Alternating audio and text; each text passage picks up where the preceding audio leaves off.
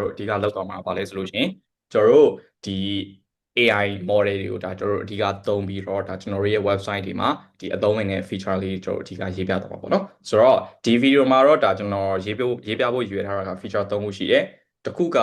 ဒီ AI moderator လို့ခေါ်ရပါတော့ဒီကောင်ကအဓိကဘာလုပ်လဲဆိုတော့ကျွန်တော်တို့ဒီ comment မှန်တာပဲဖြစ်ဖြစ်ဘယ် use case ပဲဖြစ်ပါတော့ဘယ်ဟာပဲဖြစ်ဖြစ် content ရေးတာဖြစ်ဖြစ် comment မှန်တာပဲဖြစ်ဖြစ်အဲ့ဒီ comment ကိုကအရင်ဆုံးတန်းပြီးတော့ဒီတန်းပြီးတော့မသိမ်းသွားခြင်းပေါ့ဆိုတော့ဒီ comment က negative comment လားဒါမှမဟုတ်ရှင်ကောင်းတဲ့ comment လားပြောချင်တာကဒီ comment ကအရန်စိုးနေရဆိုလို့ရှိရင်ဒါကျွန်တော်တို့ကဒီ comment ကိုပေးပြီးတော့ဒီ comment မလုပ်ပေါ့နော်ဆိုတော့ရတယ်ကျွန်တော်ဒီ recording ကကျွန်တော် recording ဖမ်းထားပြီးတယ်ပြီးလို့ရှိရင်ကျွန်တော် YouTube ပေါ်တင်ပေးမယ်ပြီးရင်ကျွန်တော် link ပြန်ပို့ပေးပါပေါ့နော်ဆိုတော့ recording ဖမ်းထားစရာမလိုပါဘူးရပါတယ် okay ဆိုတော့ပြန်ပြောရအောင်ဆိုတော့အဓိကကျွန်တော်လုပ်တော့မှာပါလဲဆိုလို့ရှိရင်ကျွန်တော်တို့ဒီ moderator လို့ခေါ်တဲ့ကောင်လေးပေါ့နော်အဓိကကျွန်တော် comment နဲ့ပဲကျွန်တော်အဓိကရေးပြသွားမယ်ဆိုတော့ကျွန်တော် comment info box တစ်ခုရှိမယ်ဆိုတော့ကျွန်တော် comment မှလိုက်ထားနေကျွန်တော်ကတန်းပြီးတော့ comment ကိုဒီတိန်းဝါမျိုးမဟုတ်ပေါ့နေကျွန်တော်ကဘာလုပ်မှာလဲဆိုတော့ဒီ comment ကိုကျွန်တော်က AI သွားမိမယ်ဒီကောင်ကဒီကျွန်တော်တို့ဒီ comment အတွက်ရိုးရိုး comment လားဒါမှမဟုတ်ရှင် AI negative ဖြစ်တဲ့ comment လားဒါမျိုးသူ့ကိုကြည့်ခိုင်းမယ်ကြည့်ပြီးလို့ရှိရင်ဒါသူကအဆင်ပြေပါညာဆိုတော့မှသူ့စီက feedback ပြန်ရတော့မှဒါကျွန်တော်တို့အဆင်ပြေတော့မှဒါကိုယ့်ရဲ့ database တင်တာမျိုးတို့ comment payment တာမျိုးတို့ဒါမျိုးပေးလို့မယ့်ဟာမျိုးတစ်ခုပေါ့နော်ဆိုတော့ဒါလည်းအရန်အသုံးဝင်တဲ့ဟာမျိုးပဲပေါ့နော်ဆိုတော့ပုံမှန်အဖြစ်ကိုက negative comment တွေကိုကအရန်ဆိုတဲ့ comment တွေကိုမဝင်စေချင်ဘူးဆိုလို့ရှိရင်ဒါကလူကိုယ်တိုင်တွားပြီးတော့ comment ကိုတွားဖြတ်နေစရာမလိုတော့ဆိုတော့ user comment ကလေးကတခါတည်းစစ်ပြီးတာဟုတ်ပြီနော်ဆိုတော့ဒါကတစ်ခုနောက်တစ်ခုကကျွန်တော်တို့ဘာရှိမလဲဆိုလို့ရှိရင်နောက်တစ်ခုကကျွန်တော်တို့ plan ထားတာကဘာလဲဆိုတော့ summarization ပေါ့နော် review summarization ဆိုပြီးတော့ကျွန်တော်ရေးထားတာဆိုတော့အဓိကဘာလဲဆိုတော့ဒီကောင်ဘာလုပ်မှာလဲဆိုတော့ကျွန်တော်တို့ e-commerce site ပဲဆိုပါဆို e-commerce site မှာဆိုလို့ရှိရင်ဒါကျွန်တော်တို့ product review တွေကျွန်တော်အများကြီးရှိတယ်ဆိုတော့အများကြီးရှိရတော့ဟုတ်တယ်အရင်အများကြီးဆိုလို့ရှိရင်လည်း user တွေအကုန်လုံးက live ပြီးတော့ဖတ်နိုင်မှာမဟုတ်ဘူးဟုတ်ပြီနော်ဆိုတော့ဒီတော့ကြောင့်ကျွန်တော်တို့အဓိကဘာလုပ်မလဲဆိုတော့အဲ့ဒီ review တွေကိုကျွန်တော်တို့က total ကျွန်တော် summarize လုပ်လိုက်မှာဆိုတော့ review တွေကျွန်တော်အကုန်လုံးပေးလိုက်ပြီးအဲ့ review အကုန်လုံးမှာဒီအကုန်လုံးပို့ထိရောက်မဲ့ဒီ total နဲ့အကျဉ်းချုပ်ပေါ့ဟုတ်ပြီနော်ဒါမျိုး review တခုကျွန်တော်ပြန်ပြီးတော့ generate လုပ်တဲ့ feature တခုပေါ့နော်ဆိုတော့ဒါတခုရှိမယ်ပြီးလို့ရှိရင်နောက်ဆုံးတစ်ခုကတော့ဒါကျွန်တော်တို့ဒီ auto answer ပေါ့နော်ဆိုတော့ဒါကတော့အဓိကဘယ်ဟာတွေမှာအဓိကအသုံးဝင်လဲဆိုတော့ landing platform ဆိုပါဆိုကျွန်တော်တို့ဒီ creative code landing platform လိုမျိုးဟာတွေမှာအဆင်ပြေတယ်ဆိုတော့အဲ့ဒါမှမဟုတ်ပါဘူးတခြား application တွေမှာလည်းကျွန်တော်သုံးလို့ရတယ်အဓိကကဘာလဲဆိုတော့ customer support လိုမျိုးပဲအဓိကကဒါကျွန်တော်တို့ user ကိုကျွန်တော်ကသူမေးချင်တဲ့ question လေးတွေဒါကျွန်တော်မေးလို့ရမယ်အဲ့ဒီ question ကိုဒါကျွန်တော်ရဲ့ AI က auto ပြန်ဖြေပေးမယ်ဒါမျိုး feature လေးပေါ့နော်ဆိုတော့ဒီ feature 3ခုကိုဒါဒီနေ့ကျွန်တော်တို့အဓိကရေးသွားမယ်ဆိုတော့ကျွန်တော်အဓိကသုံးရမှာဘာလို့သုံးရမလဲဆိုတော့ကျွန်တော်တို့view level inertia step ကိုကျွန်တော်အဓိကသုံးပြီးတော့ကျွန်တော်ရေးသွားပေးမယ်ဟုတ်ပြီနော် okay ဆိုတော့ဟုတ်ပြီအဲ့ဒါဆိုရင်ကျွန်တော်စလိုက်ရအောင်ဆိုတော့ကျွန်တော်ဒီမှာနည်းလေး share လိုက်မယ်နော် okay ဆိုတော့ကျွန်တော် screen မြင်ရမယ်လို့ထင်ပါတယ်မြင်ရအောင်ဒီလား okay မြင်ရပါတယ်ကို okay ဆိုတော့ဟုတ်ပြီဆိုတော့ကျွန်တော်ကဒီမှာ view level inertia step ကိုသုံးရမှာဆိုတော့ကျွန်တော် level project လေးတစ်ခုကျွန်တော် create လုပ်လိုက်မယ်ဆိုတော့ level မှာကဒါကျွန်တော် starter template တွေရှိတယ်ဒီ view နဲ့ level နဲ့တွေ့ရမလားဒါမျိုးသူ့မှာ starter template တွေရှိပြီးသားပေါ့နော်ဆိုတော့အဲ့ဒါကိုပဲကျွန်တော်ယူတော့လိုက်မယ်ဆိုတော့ကျွန်တော် level project တစ်ခုစပြီး create လုပ်ရအောင် level new ဆိုတော့ကျွန်တော်ကတော့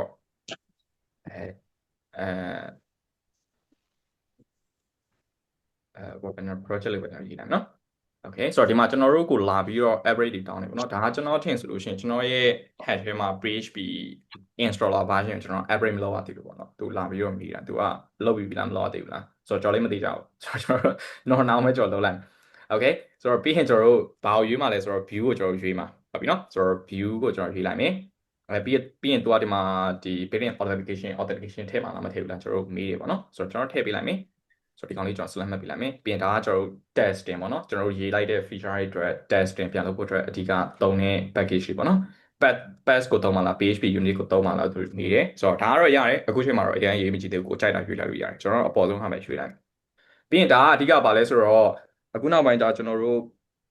့ဒီ AI နဲ့ code ရေးရတယ်ကျွန်တော်အရင်များတယ်ပေါ့နော်ဆိုတော့ဒီဘက်ကြောင့်ဒါကျွန်တော်တို့ Laravel အတွက်ပို့ပြီးတော့အဆင်ပြေအောင်သူက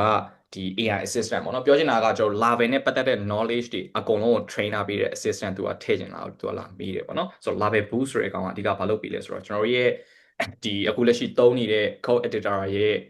code editor ပေါ့နော်အဓိကအဖြစ်ကိုကလက်ရှိ ဘာရင်းနေကိုက Laravel ရေးရဆိုလို့ရှိရင် Laravel နဲ့ဆိုင်တဲ့ knowledge တွေအကုန်လုံးကို train ပြီးလို့ရအောင်သူကတခါလေး set up လုပ်ပြီးမှာပေါ့နော်ဆိုတော့ကျွန်တော် yes လို့ပဲကျွန်တော်နှိပ်လိုက်မယ် okay ဆိုတော့စပြီးတော့ဒါကျွန်တော် load တဲ့ဟာတွေစပြီးတော့ install လုပ်သွားပြီအဲ့စမယ် okay 这家伙有那种 text attack okay ဆိုတော့ခဏလေးเนาะကျွန်တော်စပြီးတော့ install လုပ်နေပြီ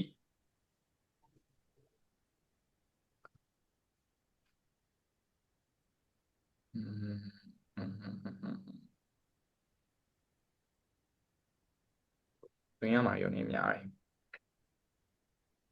ဆိုတော့ဒါ boost yeah ဆိုတော့ကျွန်တော် yes လို့ပဲရွှေ့လိုက်မယ်ရတယ်အဲကျွန်တော်အခုလက်ရှိသုံးနေတာကပါလေပေါ့နော်ကျွန်တော်ကာဆာနဲ့ပဲကျွန်တော်သုံးမှာဆိုတော့ကျွန်တော်ကာဆာပဲရွေးလိုက်မယ်ကာဆာရပြီဒါဆိုလို့ရှိရင်ဒါကျွန်တော်တို့တူလိုတဲ့ဟာတွေကျွန်တော် install လုပ်ပြီးသွားပြီပေါ့နော်ဆိုတော့သူကမေးတယ်ကျွန်တော်တို့ view နဲ့ကျွန်တော်တွဲသုံးတာဖြစ်တဲ့ကြောင့် view မှာကဒါကျွန်တော်တို့ node နဲ့ဆိုင်တဲ့ package ရှိကျွန်တော်ရှိရလीဆိုတော့ဒီတော့ကြောင့်သူကတော့ npm install နဲ့ npm run bit ကိုတခါ run မှာလာလို့ကျွန်တော်လာမေးတယ်ဆိုတော့ကျွန်တော် yes လို့ပဲရွေးလိုက်မယ် okay ဆိုတော့ဒီမှာတော့နည်းနည်းလေးကြာမဲ့ပုံရှိတယ်ကျွန်တော် npm run bit လောက်တိုင်းနေတော့ကြာတယ်ပေါ့နော်မကြာပါဘူးကျွန်တော်အများဆုံးကြာ10မိနစ်2မိနစ်ပေါ့ခဏစောင့်လိုက်နော်ကျွန်တော် skip လုပ်လို့လည်းမရဘူးဆိုတော့ strong ကြီးဆိုတော့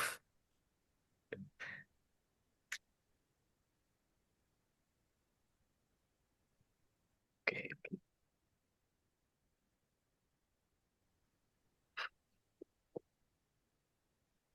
okay ဆိုတော့ခဏစောင့်ပါ select သွားတယ် internet connection လည်းကွာတယ်တနေ့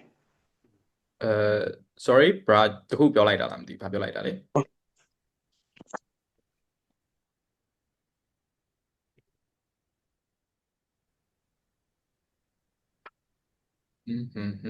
ခဏလေးနော်ဟုတ်ထုံးစံနိုင်ပြီဒီမှာနည်းနည်းကြာတယ်ကျွန်တော်ဆက်ကဒီ npm run bit command run လို့ရှိရင်နည်းနည်းလေးစောင့်ရတယ်ဘာပြဿနာဖြစ်နေလဲတော့မသိဘူး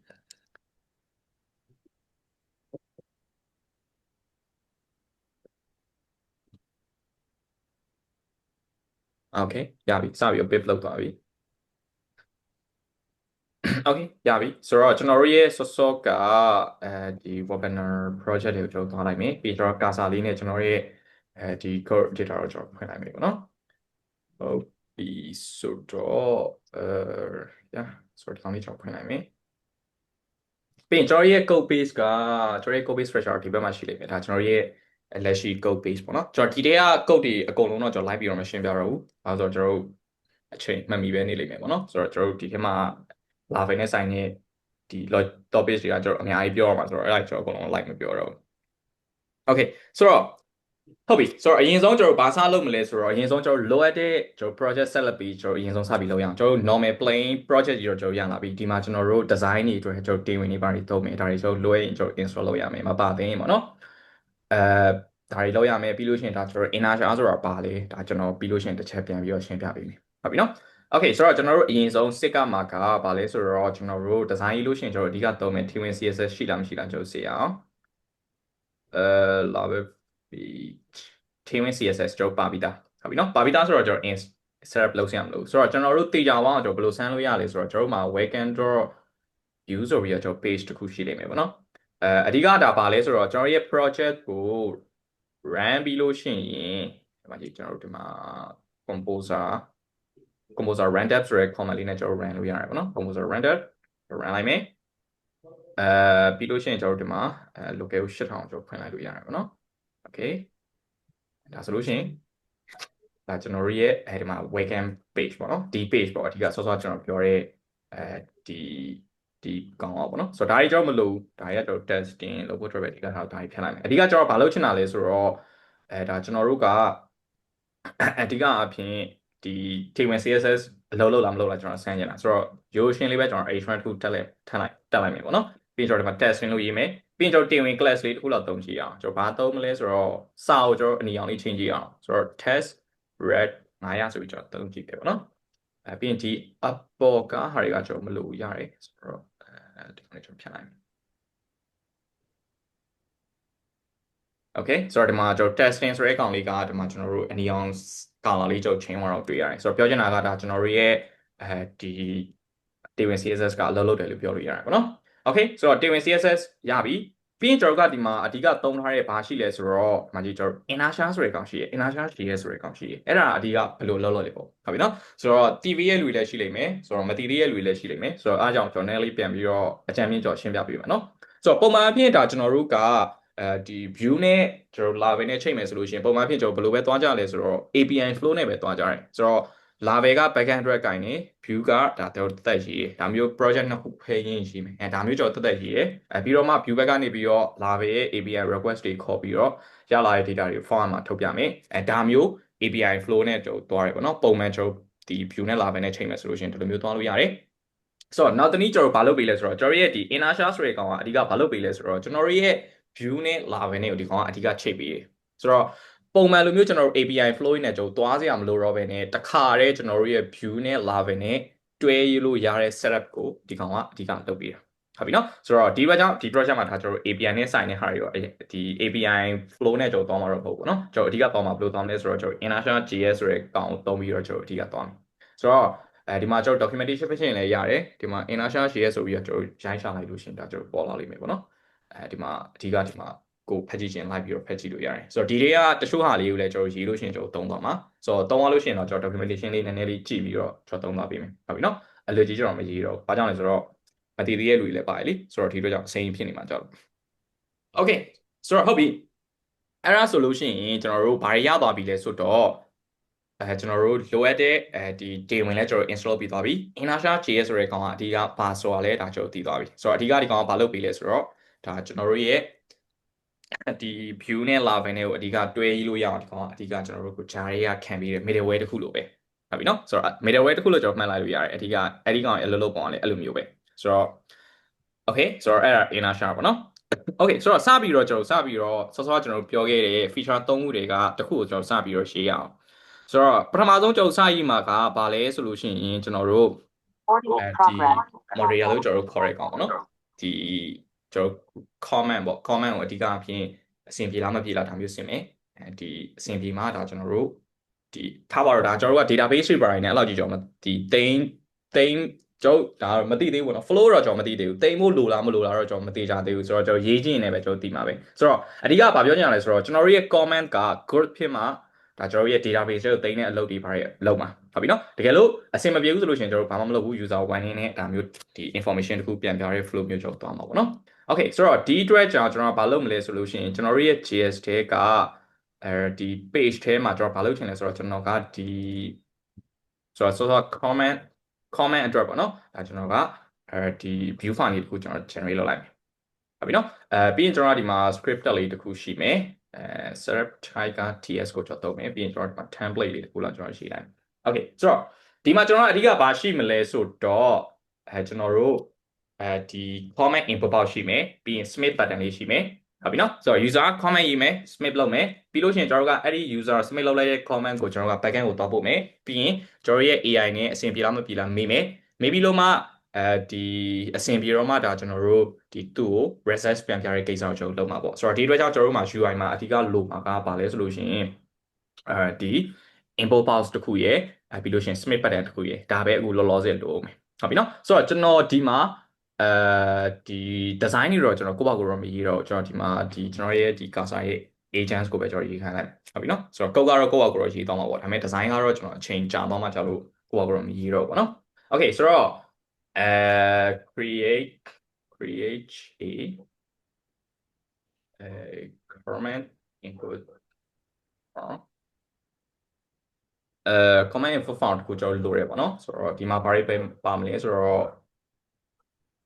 ့ကျွန်တော် js input and submit button ဒါပဲကျွန်တော်လိုမှာဟုတ်ပြီနော် js တို့ကျွန်တော်တေချာအောင်ပြောလိုက်မယ်ပေါ့နော် js design ဘာလို့ဆိုတော့ဒီကောင်က agent ဆိုတဲ့အတိုင်းပဲဒီကောင်က तू ကကျွန်တော်တို့အလုပ်တစ်ခုခိုင်းလိုက်ပြီဆိုလို့ရှိရင် तू က तू နဲ့သက်ဆိုင်တဲ့ဟာတွေအကုန်လုံးတစ်ခါလေးလုတ်သွားတာဆိုတော့ဒီ code တွေပါတစ်ခါလေးပါလာမှကြောက်လို့ပေါ့နော် okay ဆိုတော့စပြီးတော့ကျွန်တော်တို့ဒီမှာစပြီးတော့သူကျွန်တော်တို့ design တစ်ခုကျွန်တော်တို့စပြီးတော့ generate လုပ်မိပေါ့နော်ဆိုတော့သူ generate လုပ်နေတဲ့အချိန်မှာကျွန်တော်တို့အဓိကဘာကြောင့်ပြောချင်လဲဆိုတော့ကျွန်တော်တို့ဒီ webinar မှာကျွန်တော်တို့ AI အတွက်ကျွန်တော်တို့အဓိကဘာသုံးသွားမလဲဆိုတော့ကျွန်တော်တို့ Open AI ဆိုတဲ့ကောင်လေးကိုကျွန်တော်အဓိကသုံးသွားပေးမယ် ဟုတ်ပြီနော်ဆိုတော့ Open AI ဆိုတဲ့ကောင်လေးကိုပဲကျွန်တော်အဓိကသုံးသပ်ပေးမယ် Okay ဆိုတော့ Open AI ဆိုတဲ့ကောင်ကိုကျွန်တော်ကဘယ်မှာကြည့်လို့ရလဲဆိုတော့ကျွန်တော်ရဲ့ဒီ account မှာတော့ကြည့်လို့ရတယ်ဒါပေမဲ့ကျွန်တော်ဒီ account မှာတော့ကျွန်တော်ဝယ်ထားတာမရှိဘူးပေါ့နော်ဆိုတော့ဒီအတွက်ကြောင့်ကျွန်တော်ဒီထဲမှာကြည့်လိုက်မယ်ဆိုတော့ကျွန်တော်တို့ကဒီမှာ Open AI လို့ကျွန်တော်ရှာလိုက်ရတယ် openai.com ပြီးရင်ကျွန်တော်ဒီမှာ login ဝင်ပါနော်ကျွန်တော်ကဒီမှာ login ဝင်လို့ရှိရင်သူက ChatGPT နဲ့ API platform ဆိုပြီးတော့ကျွန်တော်နှစ်ခုရှိရပါတော့ဆိုတော့ကျွန်တော်အဓိကသွားမှာပါလဲဆိုတော့ API platform ကိုကျွန်တော်အဓိကသွားမှာဆိုတော့ ChatGPT ကတော့ဒါကျွန်တော်ထုံးစံတိုင်းပဲဒါကျွန်တော် ChatGPT ကိုသူက login ဝင်နေတာပေါ့နော် Okay ဆိုတော့ဒီမှာဒါကျွန်တော်တို့ဗာလဲဆိုတော့ Open AI မှာကျွန်တော်တို့ရှိတဲ့ information အကုန်လုံးပဲဒီမှာဒါကျွန်တော်တို့သူနဲ့ဆိုင်တဲ့ documentation တွေသုံးပုံသုံးနည်းအကုန်ရှိတယ်ဟုတ်ပြီနော်ဆိုတော့ဒီမှာကျွန်တော်တို့အဓိကဒီ AI ကိုသုံးတဲ့အချိန်ကြာလို့ရှိရင်အဓိကကျွန်တော်တို့အရေးကြီးတာဗာလဲဆိုတော့ကိုယ့်ရဲ့ use case အတွက်ကိုအတွက် guide တဲ့ model ကိုကျွန်တော်ကရွေးတတ်ရတယ်ဟုတ်ပြီနော်ဆိုပါစို့ကိုယ့်ရဲ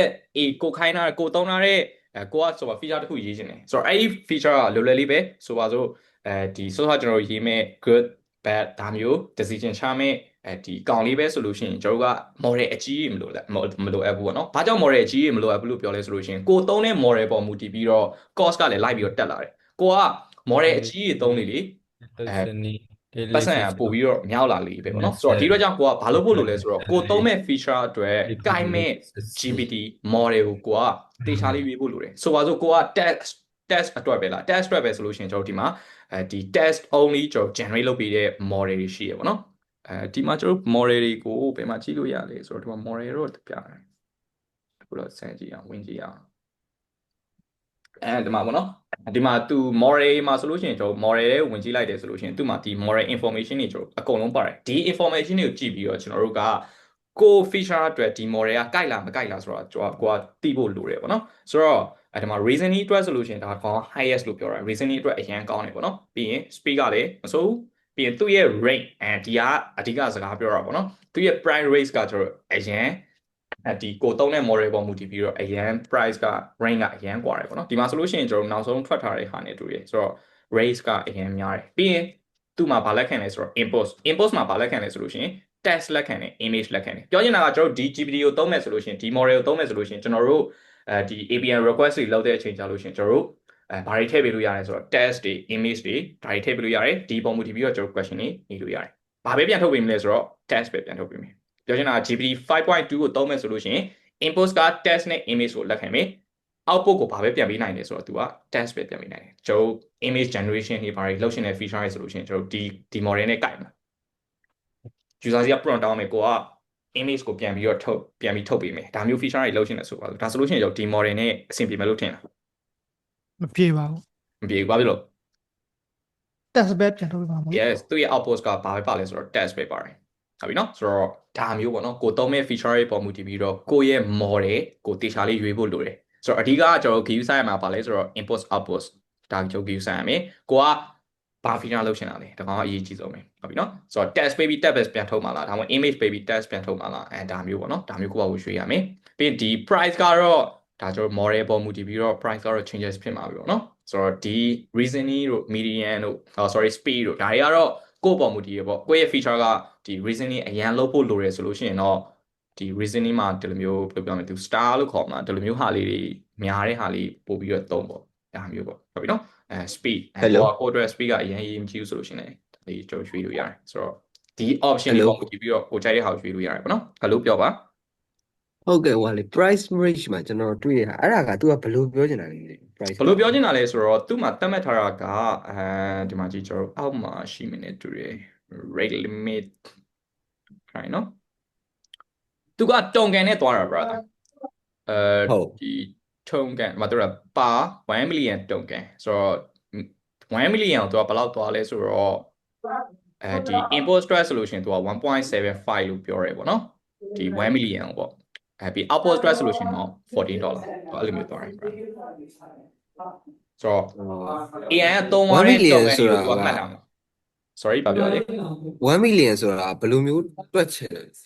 ဘယ်လိုမျိုးတွက်လဲဆိုတော့ AI မှာကျတော့စာလုံးတစ်လုံးကိုသူကတုံကန်တစ်ခုလို့သူကမတတ်မှတ်ဘူးဆိုတော့သူ့မှာတုံကန်လို့တတ်မှတ်တဲ့ဟာရှိတယ်ဆိုတော့ AI တုံကန် counter စာ tokenizer ဒီမှာကျွန်တော်ဆန်းကြည့်လို့ရမယ်လေတွေ့ခဏလေး ဆိုတော့ဒီမှာဆိုလို့ရှိရင်ဒါကျွန်တော်တို့ဒီကိုယ့်ရဲ့ test ကိုဒီ AI ကကျွန်တော်သုံးမဲ့ AI ကဒီထုံးငယ်ဘယ်နှုန်းဖယ်သွားလဲဆိုတော့ဒီမှာကျွန်တော်ကစမ်းကြည့်လို့ရတယ်ပေါ့နော်ဆိုပါစို့ ဟုတ် ဒီ test ကိုကျွန်တော်က copy paste လုပ်လိုက်ဒါဆိုလို့ရှိရင် character 453ရှိတယ်တုံငန်းဘယ်နှခုလဲဆိုတော့86 86 AI model တွေကသူက character တစ်လုံးကိုလည်းသူကတုံငန်းတစ်ခုလို့သတ်မှတ်တာမဟုတ်ဘူးစာလုံးတစ်လုံးကိုလည်းဒီ character တစ်ခုလို့ sorry တုံငန်းတစ်ခုလို့သတ်မှတ်တာမဟုတ်ဘူးသူမှာ combination တွေရှိတယ်ပေါ့နော်သူနောက်ဘက်မှာလုပ်တယ်အဲ့ဒါရောကျွန်တော်ဒီ type ကြီးမပြောတော့ဘူးနော်ဆိုတော့အဲ့လိုမျိုးသူမှာသတ်မှတ်ထားတဲ့ဟာရှိတယ် i ပေါ်မူတည်ပြီးတော့သူကတုံငန်းတွေကိုတွက်သွားတယ်ဒါမျိုးနော် okay okay ဆိုတော့ဒါဆိုလို့ရှိရင်ဒါကျွန်တော်တို့ model တွေရွေးရဲ့ဟာတွေနဲ့ပတ်သက်ပြီးတော့လဲဒါကျွန်တော်တို့ဒီနိုင်ငယ်တော့မြင်သွားမယ်လို့ထင်တယ်ပေါ့နော်ပြီးရင်ကျွန်တော်တို့ဒီ AI သုံးပြီဆိုလို့ရှိရင်အရေးကြီးတာပါလဲဆိုတော့အဲဒီ context window လို့ခေါ်တဲ့ကောင်ရဲ့ဒီ token လို့ခေါ်တဲ့ကောင်ရဲ့ဒါတွေကကျွန်တော်အရေးကြီးတယ် context window ဆိုတာကဒါကျွန်တော်အကြမ်းမြင်တော့ပြောပြလိုက်မယ်ပေါ့နော်နောက်ပိုင်းကျရင်ကိုယ့်ဘာကိုတော့ဒေတာလေးလေ့လာဖို့တော့လိုမှာပေါ့ဆိုတော့ context window ဆိုတာဘာကိုပြောချင်လဲဆိုတော့ AI ရဲ့ memory ကိုပြောချင်တာအရင် conversation တွေကိုဒီကောင်ကဘယ်လောက်ထိမှတ်မိနိုင်လဲဆိုတော့ပြောချင်တာဆိုတော့ကျွန်တော်တစ်ခါလေးကတော့ကြုံဘူးမှာ ChatGPT သုံးတဲ့အချိန်ကြလို့ရှိရင်ကိုကအရှိမမေးခွန်းတစ်ခုမေးခဲ့တယ်ဆိုတော့အဲ့မေးခွန်းကိုကိုကထပ်ပြီးတော့အဲ့မေးခွန်းပေါ်မူတည်ပြီးတော့ထပ်မေးတယ်ဆိုလို့ရှိရင်ဒါကျွန်တော်အဲ့ဒီအဖြစ်မဟုတ်ဘဲနဲ့တခြားအဖြစ်ထွက်လာမျိုးကြုံလိမ့်မယ်ပေါ့နော်ဒါကဘာကြောင့်လဲဆိုတော့ကျွန်တော်ရဲ့ previous conversation ကသူမှတ်မိနိုင်တဲ့ဒီ context window တဲ့ကြော်သွားလို့သူက range ရှိရယ်သူမှတ်မိနိုင်တဲ့ range ရှိရယ်ပေါ့နော်သူရဲ့အရင် conversation တွေကိုမှတ်မိနိုင်တဲ့ range ရှိရယ်အဲ့ဒီ range ထက်ကြော်သွားပြီဆိုလို့ရှိရင်သူကအဲ့အရှိရဟာတွေသူကမသိတော့ဘူးဒါဆိုလို့ရှိရင်ပေါက်ကရဒီအဖြေထွက်လာတယ်ပေါ့နော်ဆိုတော့ဒီကောင်ကဘာရှိလဲဆိုတော့ play သိန်းအောင်ရှိရယ်ဆိုတော့ဒီသူရဲ့ context window ကပြောမယ်ဆိုလို့ရှိရင်နည်းနည်းကျယ်ပေါ့ပြောချင်တာကကျွန်တော်တို့ဒီ large coding တွေအတွက်ဒါကျွန်တော်အသုံးဝင်တယ်လို့ဒါကျွန်တော်ပြောလို့ရတယ်ဘာလို့ဆိုတော့ coding လုပ်ပြီဆိုလို့ရှိရင်ကျွန်တော်ရဲ့ context ကအများကြီးရှိနေမှရမှာလीဘာကြောင့်လဲဆိုတော့code ကအများကြီးရေးနေရအောင်ဆိုတော့မှတ်မိနိုင်ဖို့လိုတယ်ပေါ့နော်ဆိုတော့ဒါကတော့ကိုလုံးမဲ့ feature ပုံမူတည်ရပေါ့ကိုရဲ့ feature ကအရင် conversation တွေအများကြီးကိုမှတ်မိဖို့လိုတာဒါဆိုလို့ရှိရင်ကိုက context window များတာကိုကရွှေ့ရတယ်ပြီးရင်ဒီမှာ mass output တုံးတယ်ဒါ mass output တုံးတယ်ဆိုတာဘာကိုပြောချင်တာလဲဆိုတော့ကျွန်တော် output ထွက်လာပြီဆိုလို့ရှိရင်သူကဒီလောက်ထိပဲဒီ limit ထိပဲသူကတုံးကန်အရေးအတွက်အများဆုံးသူကထုတ်ပေးနိုင်မယ်ဒီဘက်ကြော်ပြီးတော့ထုတ်မပေးနိုင်ဘူးဒါပေါ့နော်ပြီးရင်မှာ knowledge catalog ဒါတွေပါမယ်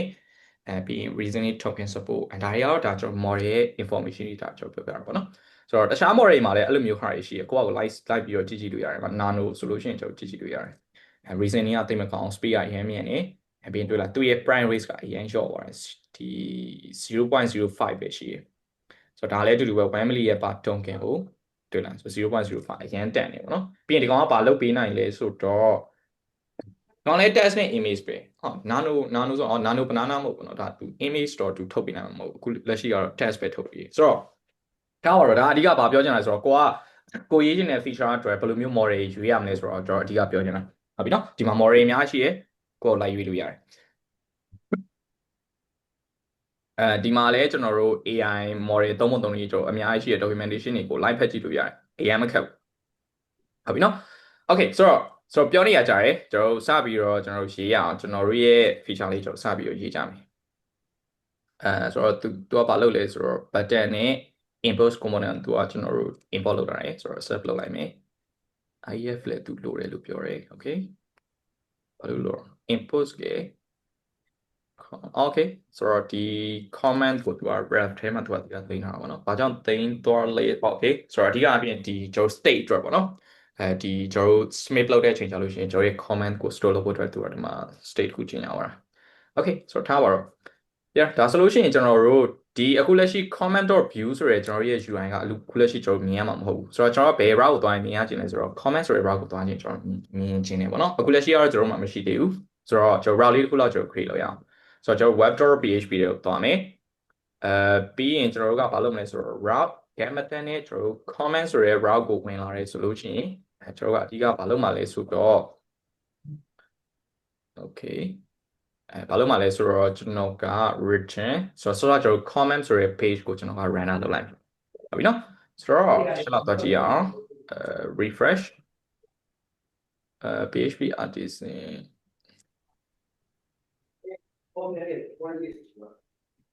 comment free wi-fi က generate with form ဆိုတော့ဒါပါရတော့ကြည့်ရကျွန်တော် TypeScript ကြီးသုံးထားလို့နေတွေ့ကျွန်တော် maybe ဖြစ်နိုင်နေပေါ့နော် TS ကိုသုံးတာ TypeScript ကြောင့်လည်းဖြစ်နိုင်တယ်ဆိုတော့ဒီ error ကျွန်တော်တစ်ခါမှတော့free plugin wayfinder ဆိုတော့ဒီ error တစ်ခါမှတော့မကြုံဘူးဆိုတော့ great ကျွန်တော်ဒီ command လေးကျွန်တော်တစ်ချက်လောက် try ပြီးတော့ run ကြည့်ပြီဒီမှာတော့ပြီးတော့ run ကြည့်အောင် okay so yeah okay ဆိုတော့စောစော comment ကျွန်တော် run ပေးဖို့လိုနေတာပေါ့နော် okay ဆိုတော့ထားပါတော့ဒါကျွန်တော်တို့ဒီမှာရလာပြီ comment input form တခုကျွန်တော်ရလာပြီဒီမှာကျွန်တော် comment ရေးလို့ရမယ် submit လုပ်လို့ရမယ်ဆိုတော့ကျွန်တော်က submit လုပ်လိုက်ရင်ဒီအောက်မှာကျွန်တော် submit လုပ်လိုက်တဲ့ comment ကိုကျွန်တော်ကကောင်းလားမကောင်းလားဒါမျိုး results နဲ့ကျွန်တော်ကပြန်ပြီးတော့ထုတ်ပြခြင်းတယ်ဟုတ်ပြီနော် okay ဆိုတော့ဒီဘက်ကြောင့်ကျွန်တော်ဘာလို့မလဲဆိုတော့ကျွန်တော် controller လေးလုပ်လိုက်မယ်ဘာကြောင့်လဲဆိုတော့ကျွန်တော်တို့ဒီ get request အတွက်ရပြီး post request အတွက်ရဒါကျွန်တော်တို့ controller လေးကျွန်တော်လုပ်လိုက်မယ်ဟုတ်ပြီနော်ဆိုတော့ဒီဘက်ကြောင့်ကျွန်တော် controller လေးတွားပြီးတော့ create လုပ်ခြင်းတယ်PHP artisan make controller ကျွန်တော်ဒီကောင်ကိုကျွန်တော် comment controller လို့ကျွန်တော်နာမည်ပေးလိုက်မယ် okay ဟုတ်ပြီဆိုတော့ပြီးရင်ကျွန်တော်ရဲ့ comment controller လေးကိုတွားမယ်ပြီးရင်ကျွန်တော်ဒီမှာreplace index function တခုရှိမယ်ဒီ function ကအဓိကအပြင်ဘာလုပ်ပေးမှာလဲဆိုတော့ကျွန်တော်ရဲ့ဒီ comment page ကို render ချပေးမှာဟုတ်နော်ပြီးရင်ကျွန်တော်တို့မှာpublic function store ဆိုတဲ့ request တခုရှိမယ်ဆိုတော့ဒီကောင်တော့ရှင်ဒီကောင်တော့ကျွန်တော်ဘာမှမရေးသေးဘူးဒီတိုင်းပဲခဏခဏအောင်ဆိုတော့ဒီမှာကျွန်တော်တို့ pub ရပြီ pub analyze publish inner shell ကိုကျွန်တော်ဒီမှာ import လုပ်ပေးလိုက်မယ် use လုပ်ပေးလိုက်မယ်ပေါ့နော် sorry import လုပ်မှာပေါ့ use လုပ်အောင် okay ရပြီဒီမှာဆိုလို့ရှိရင်ကျွန်တော်ဘာလုပ်လို့ရပြီလဲဆိုတော့ကျွန်တော်ရဲ့ web store PHP မှာဒီတိုင်းကျွန်တော်မရေးတော့ဘဲနဲ့ကျွန်တော်ဘယ်လိုရေးလိုက်မလဲဆိုလို့ရှိရင် function နဲ့တည့်မရေးတော့ဘူးเนาะကျွန်တော်ထုံးစံနိုင်မယ် comment controller တွေက index ဆိုရပြီဆိုတော့ကျွန်တော်ရဲ့ comment controller ကိုကျွန်တော် use လုပ်ပေးလိုက်မယ် okay ဒါဆိုရင်လည်းဘာမှချိန်သွားတာမဟုတ်ဘူးကျွန်တော် source result တိုင်းကျွန်တော်ပြန်ရလိုက်မယ်ပေါ့เนาะ okay ဆိုတော့စပြီးတော့ကျွန်တော်ဘာလုပ်တော့မှာလဲဆိုတော့ကျွန်တော် post comment အတွက်ကျွန်တော်စပြီးတော့ရေးတော့မယ်ဆိုတော့ကျွန်တော် post ဆိုတဲ့ route လေးတစ်ခုကျွန်တော်သတ်မှတ်ဖို့လိုမယ်ကျွန်တော်ဒီမှာ comment လို့ပဲကျွန်တော်ရေးလိုက်ဟုတ်ပြီเนาะပြီးရင်ကျွန်တော်ဒီမှာ store ဆိုရဲဒီ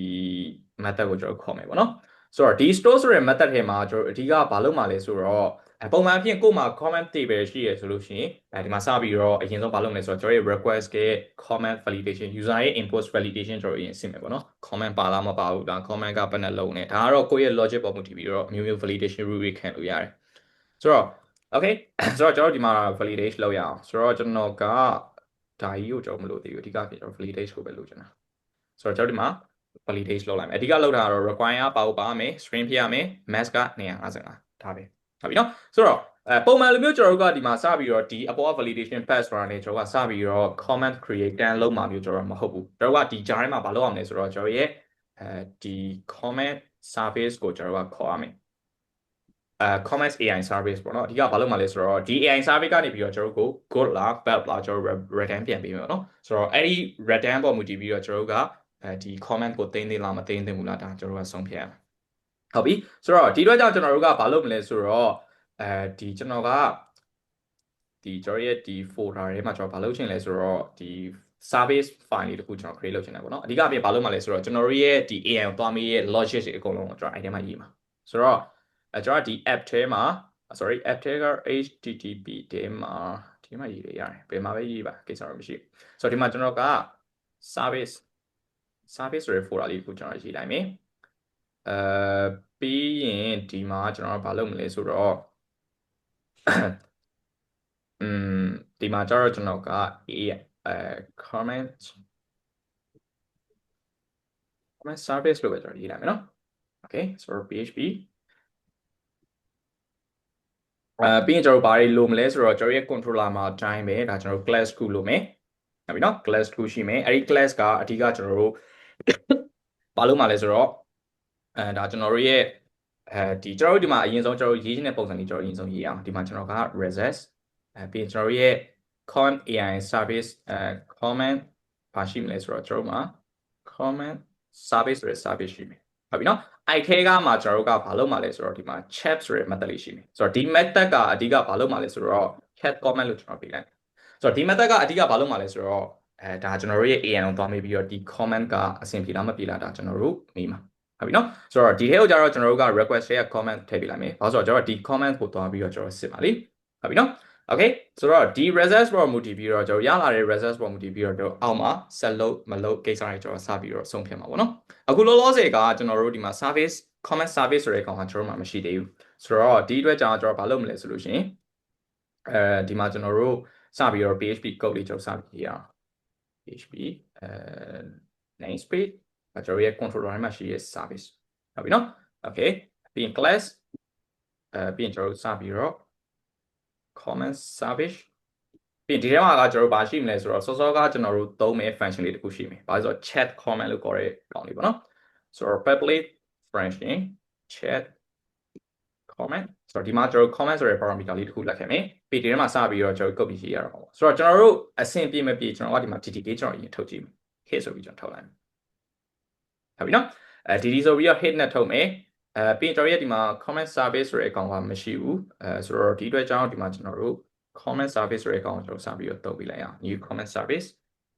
ဒီကောင်ကျွန်တော် use လုပ်ပေးရမယ်signing point function okay ဆိုတော့အဓိကဘာကြောင့်လဲဆိုလို့ရှိရင်ကျွန်တော်ရဲ့ဒီ function မှာကကျွန်တော်ဘာမှ return ပြန်ပေးထားတာမရှိဘူးလေဒီမှာ dd ထုတ်တာဆိုတော့ return မပြန်ပေးထားတဲ့ function ကနေပြီးတော့ကျွန်တော်ဒီမှာ result ကိုကျွန်တော်လက်ခံထားလို့ကျွန်တော် error လာပြနေတော့ဟုတ်ပြီနော်ဆိုတော့ warning လာပြနေရပေါ့ error လာပြနေတော့မဟုတ်ဘူး okay ဆိုတော့ဒီမှာတော့ကျွန်တော်ကဒီအတွက်ကျွန်တော် good လို့ပဲကျွန်တော်ရေးလိုက်ဟုတ်တော့ oh sorry okay ဒါဆိုရပြီပြီးရင်ကျွန်တော်ကဒီမှာမှာကျွန်တော်ရဲ့ results လေးကိုကျွန်တော်ထုတ်ကြည့်မယ် dd results ဆိုတော့ဒါကျွန်တော်ပုံမှန် flow တိုင်းမှာတော့ဘာမှကျွန်တော် AI နဲ့ဆိုင်တဲ့ code တွေဘာမှမပါသေးဘူး AI ခေါ်တဲ့ API code တွေဘာမှမပါသေးဘူးဆိုတော့ results ထုတ်မယ် okay ဟုတ်ပြီဆိုတော့အခုလောလောဆယ်ကျွန်တော်ကဒီမှာ hello ဆိုပြီးရေးပြီးတော့ submit လုပ်နေဆိုလို့ရှိရင်ဘာမှထူးခြားမှာမဟုတ်ဘူးဘာကြောင့်လဲဆိုတော့ကျွန်တော်ဒီမှာဘာမှမလုပ်ရသေးတာကျွန်တော်ရဲ့ comment or view မှာဒီ variable နှိပ်လို့ရှိရင်ကျွန်တော်ရဲ့ file တော့ပြီးတော့ submit လုပ်ပါမယ်ဘာမှကျွန်တော်မလုပ်ရသေးဘူးဟုတ်ပြီနော်ဆိုတော့okay ဆိုတော့ဒီအတွက်ကြောင့်ကျွန်တော်ဒီမှာ inner shell ကိုကျွန်တော်စပြီးသုံးရတော့မယ်။ဘာကြောင့်လဲဆိုတော့ကျွန်တော် inner shell ကိုသုံးပြီးတော့ကျွန်တော်က laravel file ကို request line ပို့တော့မှာလေ။ဆိုတော့ဒီအတွက်ကျွန်တော်ဒီမှာဘာကြည့်ရမလဲဆိုတော့ found ဆိုရဲဒီ session လေးရှိပေါ့နော်ဒီထဲကိုသွားပြီးရင်ဒီမှာကျွန်တော်ရွေးလို့ရတာပေါ့နော်။ found component ကိုဘယ်လိုသုံးမလဲဒါမျိုးကျွန်တော်ရှိ။ဆိုတော့ဒါတွေကျွန်တော်အဓိကသိချင်တာမဟုတ်ကျွန်တော်အဓိကသိချင်တာကဘာလဲဆိုလို့ရှိရင် use from ကိုကျွန်တော်အဓိကရှာချင်တာပေါ့ဒီမှာ use from ဆိုရဲဒီ function လေးတစ်ခုရှိလိမ့်မယ် from ဒါလည်းမဟုတ် use from content လည်းမဟုတ် ပေါ်မှာကြော်တော့ပြီ wait ဆရာအပေါ်မှာကြော်ရဆရာ ကြော်သွားပြီလား ခုနပြောလိုက်တယ် ဒီကောင်ပြောတာ အပေါ်မှာရှိတယ် ပေါ်မှာလားအပေါ်မှာလားဆိုတော့ကျွန်တော်ဘယ်နာမှာကျွန်တော်မတွေ့တော့ resistive form ဘယ်နာမှာအပေါ်ဆုံးမှာလား မဟုတ်အပေါ်ဆုံးမှာတော့မခုနတွေ့လိုက်တာခင်နိုင်ပါလည်းမသိဘူး form contest လာကိုဟိုဘက်မှာညာဘက်မှာ navigation bar လေးရှိတယ်ဟိုဘက်တစ်ချက်ဆက်ဟိုညာဘက်အဲ့မှာအောက်မှာအဲ့မှာ form context ဆိုရှိတယ်အောက်မှာ မဟုတ်ဒီကောင်မဟုတ်ကျွန်တော်အဓိကတော့မှာ use from ဆိုတဲ့ဟာလေးဆိုတော့ version ထားပါတော့ကျွန်တော်ရတယ် version 1ကျွန်တော်ချက်ချင်းကြည့်လိုက်လို့ရပါဖြစ်ဆိုတော့ form ကျွန်တော်ချက်သွားကြည့်အောင်သူ version 2ပဲပြန် version 1ချိန်ရအောင် okay ဆိုတော့အဓိကကဒါကျွန်တော် form မှာဆိုလို့ရှိရင်ကျွန်တော်ဘယ်လိုသွားလဲဆိုတော့ဒါအရင်တော့ version ပေါ့နော် okay ထားပါတော့ကျွန်တော်ပဲရေးလိုက်တော့ okay ဆိုတော့ကျွန်တော်တို့ဒီမှာဘာလုပ်လို့ရလဲဆိုတော့ကျွန်တော်တို့ကဒီမှာconst found ဆိုပြီးတော့ကျွန်တော်ရဲ့ found လေးကို register ဒီဟိုလုပ်လို့ရတယ်ပေါ့နော် use found ဆိုရဲဒီကောင်လေးကိုသုံးပြီးတော့ဒါကျွန်တော်တို့ကကျွန်တော်ရဲ့ found လေး create လုပ်ရတယ် inner shell view 3ရပဲကျွန်တော်ဒီ import လုပ်ဟုတ်ပြီနော်ပြီးရင်ဒီထဲမှာကိုထည့်ခြင်းနဲ့ဒီကောင်လေးကျွန်တော်ထည့်လို့ရတယ်ကျွန်တော်ထည့်ပေးခြင်းနဲ့ import ထဲမှာထည့်ပေးခြင်းနဲ့ကောင်လေးပေါ့နော်ဆိုတော့ကျွန်တော်ရဲ့ request ထဲမှာထည့်ပေးခြင်းနဲ့ကောင်လေးဆိုတော့ကျွန်တော် comment ကိုထည့်ပေးမှာဆိုတော့ comment ပဲကျွန်တော်ရှိလိုက် okay ပြီးကျွန်တော် found ရပြီဆိုတော့ဒီမှာဘာလုပ်မလဲဆိုတော့ကျွန်တော်ကဒီ button ဆိုတဲ့ကောင်နှိပ်တယ်ဆိုလို့ရှိရင်ကျွန်တော်က submit လုပ်ပါဆိုတော့ const ပြီးရင်ကျွန်တော်က submit ပြီးလို့ရှိရင်ဒီမှာကျွန်တော်ဘာလုပ်မလဲဆိုတော့ကျွန်တော်ရဲ့ found.post ဒီမှာကျွန်တော် route ဆိုတဲ့ကောင်လေးရှိတယ် route ဆိုတဲ့ကောင်ကဒါကျွန်တော် inner shell မှာကျွန်တော်ပါပြီးသားပေါ့နော်ဆိုတော့ route ဆိုတဲ့ကောင်လေးကျွန်တော်သုံးလိုက်မယ်ဒီထဲမှာဆိုတော့ route ဆိုတဲ့ကောင်သုံးတာထက်ဆိုတော့ကျွန်တော်ရဲ့ comment store ရဲ့နာမည်ကပါလေကျွန်တော်ချက်သွားကြည့်အောင် comment.store လို့ပေးထားတာနော် okay ဆိုတော့ဒီအတွက်ကျွန်တော်ကဒီမှာ comment.store ကိုသွားပြီးတော့ကျွန်တော် request ပို့ပြ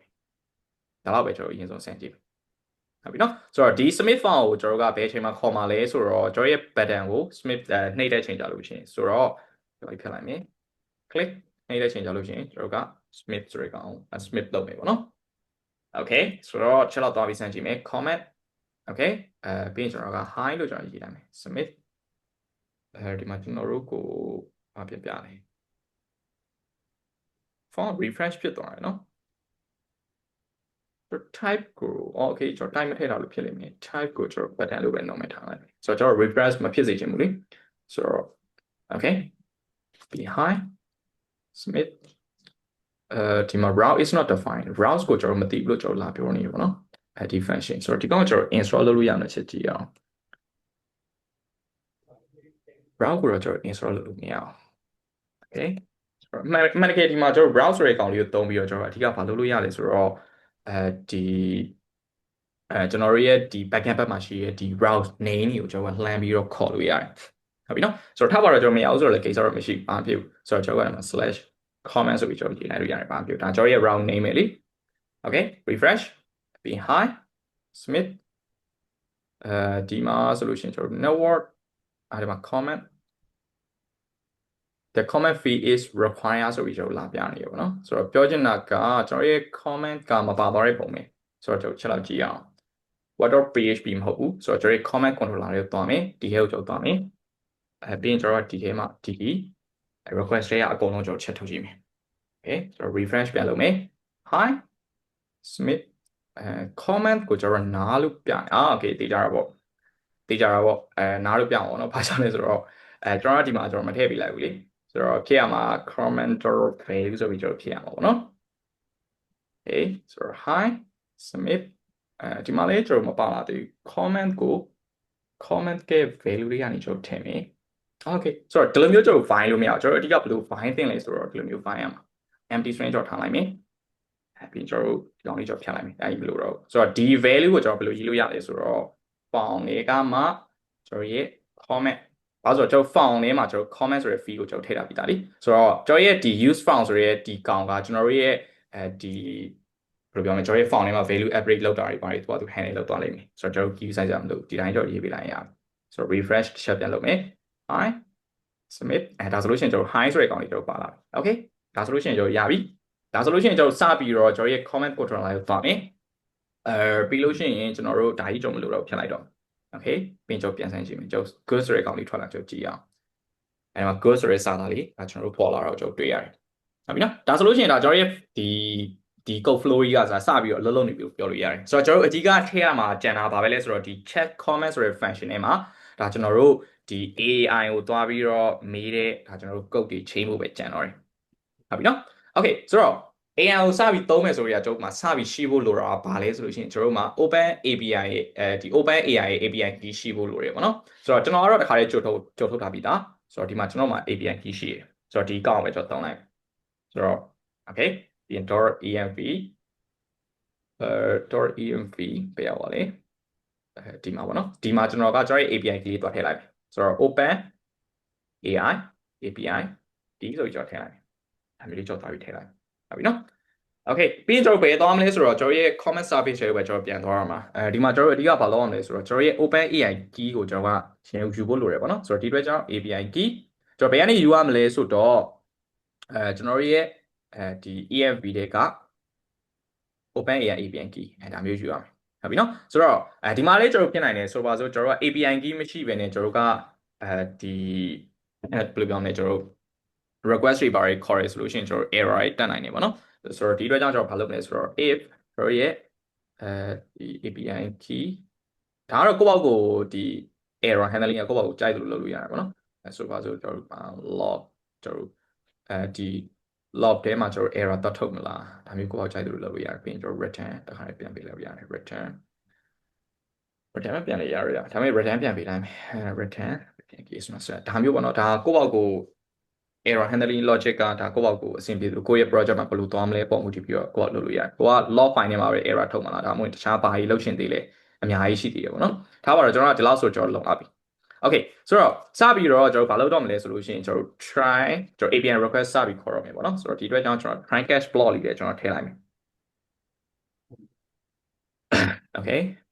ပြီးကျွန်တော်ဒီကောင်လေးပဲခဏထားမယ် Okay ဆိုတော့ဒီထဲမှာစပြီးတော့ကျွန်တော်ရဲ့ API ခေါ်တဲ့ logic တွေကျွန်တော်စပြီးတော့ခေါ်ရအောင် Okay ဆိုတော့အရင်ဆုံးကျွန်တော်ဘာရှိဖို့လိုလဲဆိုတော့ကျွန်တော်အခုကဘာလုပ်မှာလဲဆိုတော့ကျွန်တော်ရဲ့ comment ကအဆင်ပြေလားမပြေဘူးလာ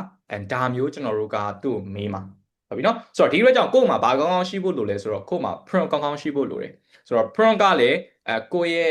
ဒီ requirement ပေါ်မူတည်ပြီးတော့ကိုယ့်ဘာကိုကြိုက်တဲ့ prompt ထုတ်လို့ရတယ်ဟုတ်ပြီနော်ဆိုတော့ကျွန်တော်တို့ကြာမှာကြောက်လို့ဒီမှာကျွန်တော် prompt ထုတ်ပြီးသားဆိုတော့ဒီကောင်လေးကျွန်တော်ထည့်လိုက်မယ်ဆိုတော့အဓိကဒီ prompt ထဲမှာဘာမှပါတာမဟုတ်ဘူးဆိုတော့ကျွန်တော်တို့ကဘာလုပ်လဲဆိုတော့ဒီမှာကျွန်တော်ပြီးရင်ပြမယ်ပေါ့နော် Okay ဆိုတော့ဘာလုပ်လဲဆိုတော့ကျွန်တော်ရဲ့ဒီ comment ကိုကျွန်တော် determine လုပ်ခိုင်းတာ good လား bad လားဒီမှာကျွန်တော်တို့လိုချင်တဲ့ good ဆိုလို့ရှိရင်ဘာတွေဆိုရင်ဖြစ်ရမယ်ပြီးရင် bad ဆိုလို့ရှိရင်ဘယ်လိုမျိုးကောင်းနေဆိုရင်ဖြစ်ရမယ်ဒါမျိုးတွေပေါ့နော်ဒါမျိုးကျွန်တော်ရေးထားတယ်ပြီးရင် comment ကိုဒီမှာ comment ကျွန်တော်ထည့်လိုက်တဲ့ comment ကိုထည့်ထားပြီးပြီးရင်ဒီမှာ response ကအရင်ရေးကြည့်ရမှာနော်ဘာကြောင့်လဲဆိုတော့ကိုယ့်ရဲ့ response type ကိုသေချာမတတ်မှတ်ထားဘူးဆိုလို့ရှိရင်ကိုယ့်ရဲ့ဒီ API response ကို handle လုပ်တဲ့ code တွေက error တက်နိုင်တယ်ဘာကြောင့်လဲဆိုတော့ထားပါတော့ကိုကဒီကောင်းကိုမထုတ်တာပဲဒီကောင်းကြီးမရေးပဲနဲ့ဟုတ်ပြီနော် good bad နဲ့ပဲကိုက condition စစ်ထားရဲဆိုလို့ရှိရင် AI က good bad မဟုတ်ပဲနဲ့တခြား reason result တွေကျွန်တော်စာအရှည်ကြီးတွေထုတ်ပေးလိုက်တယ်ဆိုလို့ရှိရင်ဒါကိုယ့်ရဲ့ code ကဒါ error crash ဖြစ်သွားနိုင်တယ်ဟုတ်ပြီနော်ဆိုတော့ဒီအတွက်ကြောင့်ဘာလုပ်နိုင်ဘာလုပ်ရမလဲဆိုတော့ကိုယ့်ရဲ့လိုချင်တဲ့ response ပုံစံကိုကိုကြိုက်တယ်လို့သတ်မှတ်လို့ရတယ် good bad ဒါပဲပြန်ပြီးပါဒါမှမဟုတ်ရင် JSON object လို့ကျင်နေဆိုလဲ JSON object threshold တိုင်းကျွန်တော် down လို့ရတယ်ဟုတ်ပြီနော်ဆိုတော့ကိုလိုချင်တဲ့ format ကတော့ data လေးဒီမှာပြောပြဖို့လိုတယ်ပေါ့နော်ဒါကြောင့်ဒါမှမဟုတ်ရင်ဒီကောင်ကျွန်တော် error ကျွန်တော်ပြောမယ်အောက်က response handle လုပ်တဲ့ code တွေမှာ error တက်နိုင်တယ်ပေါ့နော် Okay ဆိုတော့စပြီးတော့ကျွန်တော် response တခုsorry request ခုစပြီးပို့ရအောင်ဆိုတော့ request ဆိုတော့ http ကိုပဲကျွန်တော်တောင်းလိုက်မယ်ကျွန်တော်ရဲ့ဒီလာပဲမှာပါတဲ့ကောင်ပဲကျွန်တော်တောင်းလိုက်မယ်ပေါ့နော်ပြီးရင်ကျွန်တော်ဘာပဲ request လဲဆိုတော့ကျွန်တော်အဓိက post request ကိုကျွန်တော်အဓိကသုံးပါပေါ့နော်ဆိုတော့ post ကျွန်တော်ဘယ်ကို post မလဲဆိုတော့ကျွန်တော်ရဲ့ API endpoint ကရှင်းတယ်ပါရီတော့ကျွန်တော်ရဲ့ဒီအပေါ် API endpoint ကမှန်နေဆိုတော့ဒါတွေကကျွန်တော်ခဏထားတာအောင်ဒါတွေကလိုသေးဘူး Okay ဆိုတော့ post ဒါကကျွန်တော် API endpoint ဒါကျွန်တော်ရဲ့ဒီ open AI API endpoint ပေါ့နော်ဆိုတော့ဒီထဲမှာကျွန်တော် data တွေထည့်လို့ရတယ်ဆိုတော့ဒီ API နဲ့ပတ်သက်ပြီးတော့ဒီမှာကျွန်တော်တို့လိုအပ်တဲ့ parameter တွေကျွန်တော်ထည့်လို့ရတယ်ဘာတွေထည့်လို့ရလဲဆိုတော့ကိုယ့်ရဲ့ model ဆိုတော့ကျွန်တော်ပြောသလိုပဲဒီ feature အတွက်ဘာ model သုံးပါလဲဟုတ်ပြီနော်ကိုမှ model တစ်ခုရွေးပြီးသွားပြီဆိုလို့ရှိရင်အဲ့ model name ရှိလိမ့်မယ်ကိုသုံးချင်တဲ့ model ကိုဒီမှာထည့်ပေးရတယ်ဆိုတော့ model ဆိုတော့ကျွန်တော်ကတော့ဘာပဲသုံးသွားမလဲဆိုတော့နည်းနည်းလေး range နဲ့ဟာလေးပဲကျွန်တော်သုံးသွားမယ်ပေါ့နော်ဆိုတော့ GPT ကျွန်တော်တို့ 3.5 ကိုကျွန်တော်သုံးသွားမယ်3.5 turbo ပေါ့နော်ဒီကောင်လေးကျွန်တော်သုံးသွားမယ် Okay ဆိုတော့ကျွန်တော်တို့အတွက်ဒီ model ကကျွန်တော်တို့အတွက်လုံလောက်တဲ့ထက်ကိုပိုတယ်ပေါ့နော်ပြီးရင်ကျွန်တော်ဒီမှာဘာတွေလုပ်ပေးရလဲဆိုတော့ message ဆိုတာကဘာလဲဆိုတော့ဒီကျွန်တော်ရဲ့ဒီ chat GPT ကိုအဓိကလောက်ခိုင်းခြင်းတဲ့ဟာတွေပေါ့နော်ကျွန်တော်ဒီမှာထည့်ပေးရတယ်ဆိုတော့ message တွေမှာကကျွန်တော်အဓိကဘာတွေလုပ်လို့ရလဲဆိုတော့ကိုယ့်ရဲ့ဒီ AI ပေါ့နော်အဓိကကိုယ့်ရဲ့ဒီ prompt ကို handle လုပ်ပြီးမယ် AI ကိုကဒီဘယ်လိုပြောမလဲ role တွေခွဲလိုက်လို့ရတယ်ကျွန်တော်ပြောချင်တာဆိုပါဆိုကိုကဒီ programming နဲ့ဆိုင်တဲ့ React နဲ့ဆိုင်တဲ့ question တခုမေးရဆိုလို့ရှိရင်ကျွန်တော် AI ကိုအရင်ဆုံးဗာပြောလို့ရလဲဆိုတော့မင်းကဒီ React senior developer တယောက်ဒီအနေနဲ့မင်းကဒီမေးခွန်းဖြေရမယ်ဒါမျိုးကျွန်တော် role တွေလည်းကျွန်တော်သတ်မှတ်လို့ရတယ်ပေါ့နော်ဆိုတော့ဟုတ်ပြီကျွန်တော်စပြီးတော့ role လေးသတ်မှတ်ရအောင်မသတ်မှတ်ချင်လည်းရတယ်ဘာမှမဖြစ်ဘူးဆိုတော့ကျွန်တော် role အရင်ဆုံးကျွန်တော် role ကဘာဖြစ်မလဲဆိုတော့ကျွန်တော်ရဲ့ system ကိုကျွန်တော်အရင်ဆုံးပေးရမယ် system ကိုကြားတော့ကျွန်တော်ဘာပေးမလဲဆိုတော့ကျွန်တော်ရဲ့ content ကဘာဖြစ်မလဲဆိုလို့ရှိရင်ကျွန်တော်ဘယ်လိုရေးရင်ကောင်းမလဲကျွန်တော် content moderator ဆိုတော့ choose a content moderator ဟုတ်ပြီနော်ဆိုတော့နေက content moderator တယောက်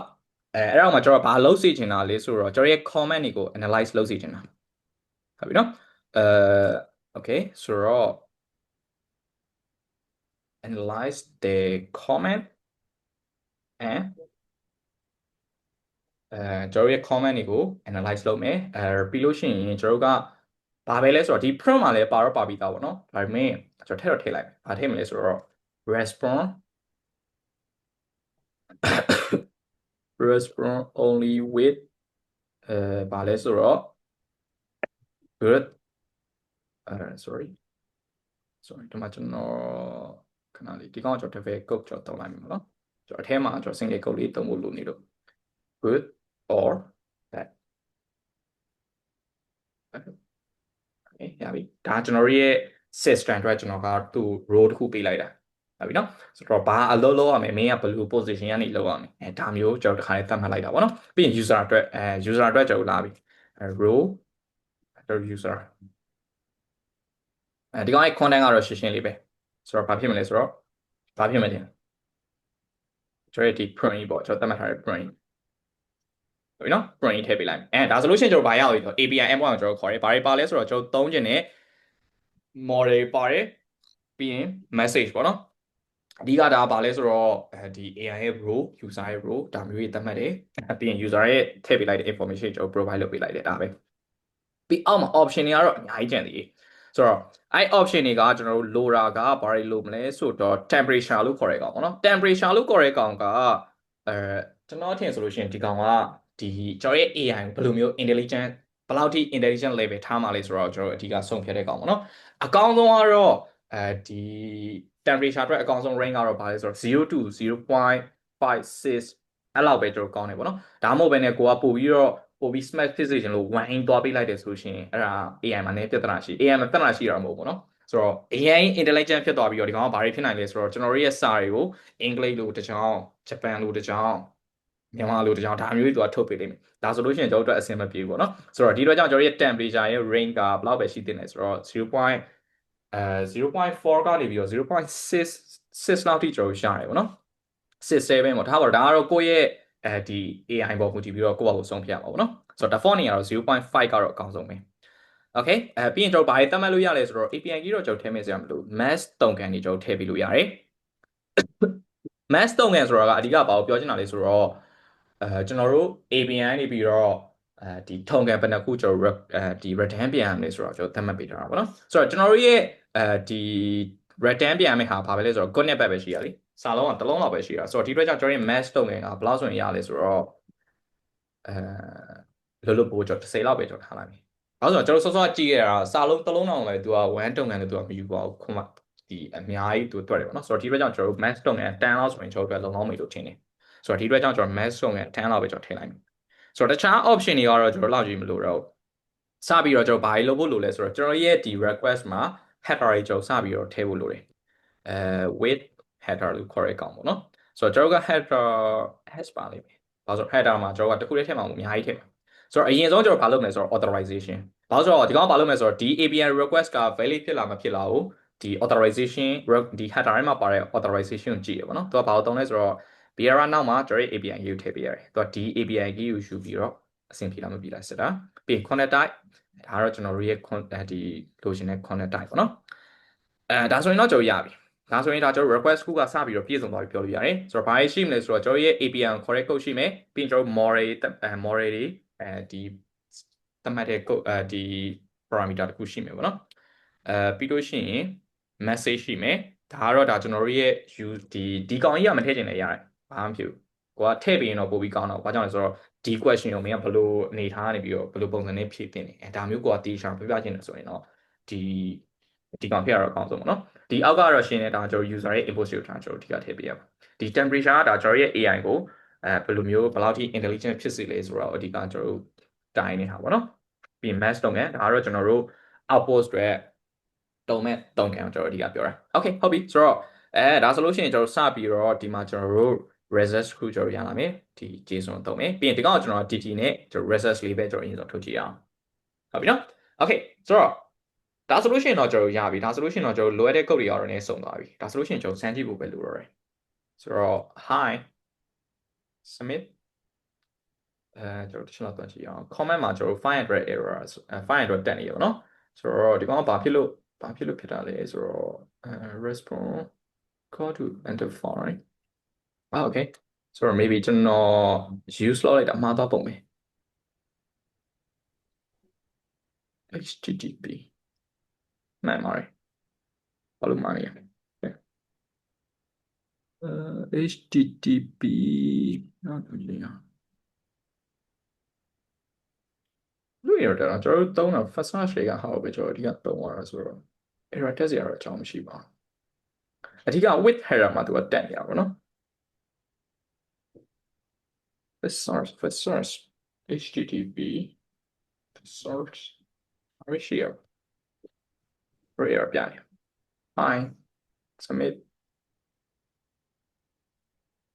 error များအောင်ဆိုတော့ with header ဆိုရဲဒီ method မှာသူကတက်နေရပါတော့ call to enter file method with header ဆိုရဲကောင်သူမသိဘူးဖြစ်နေတာ okay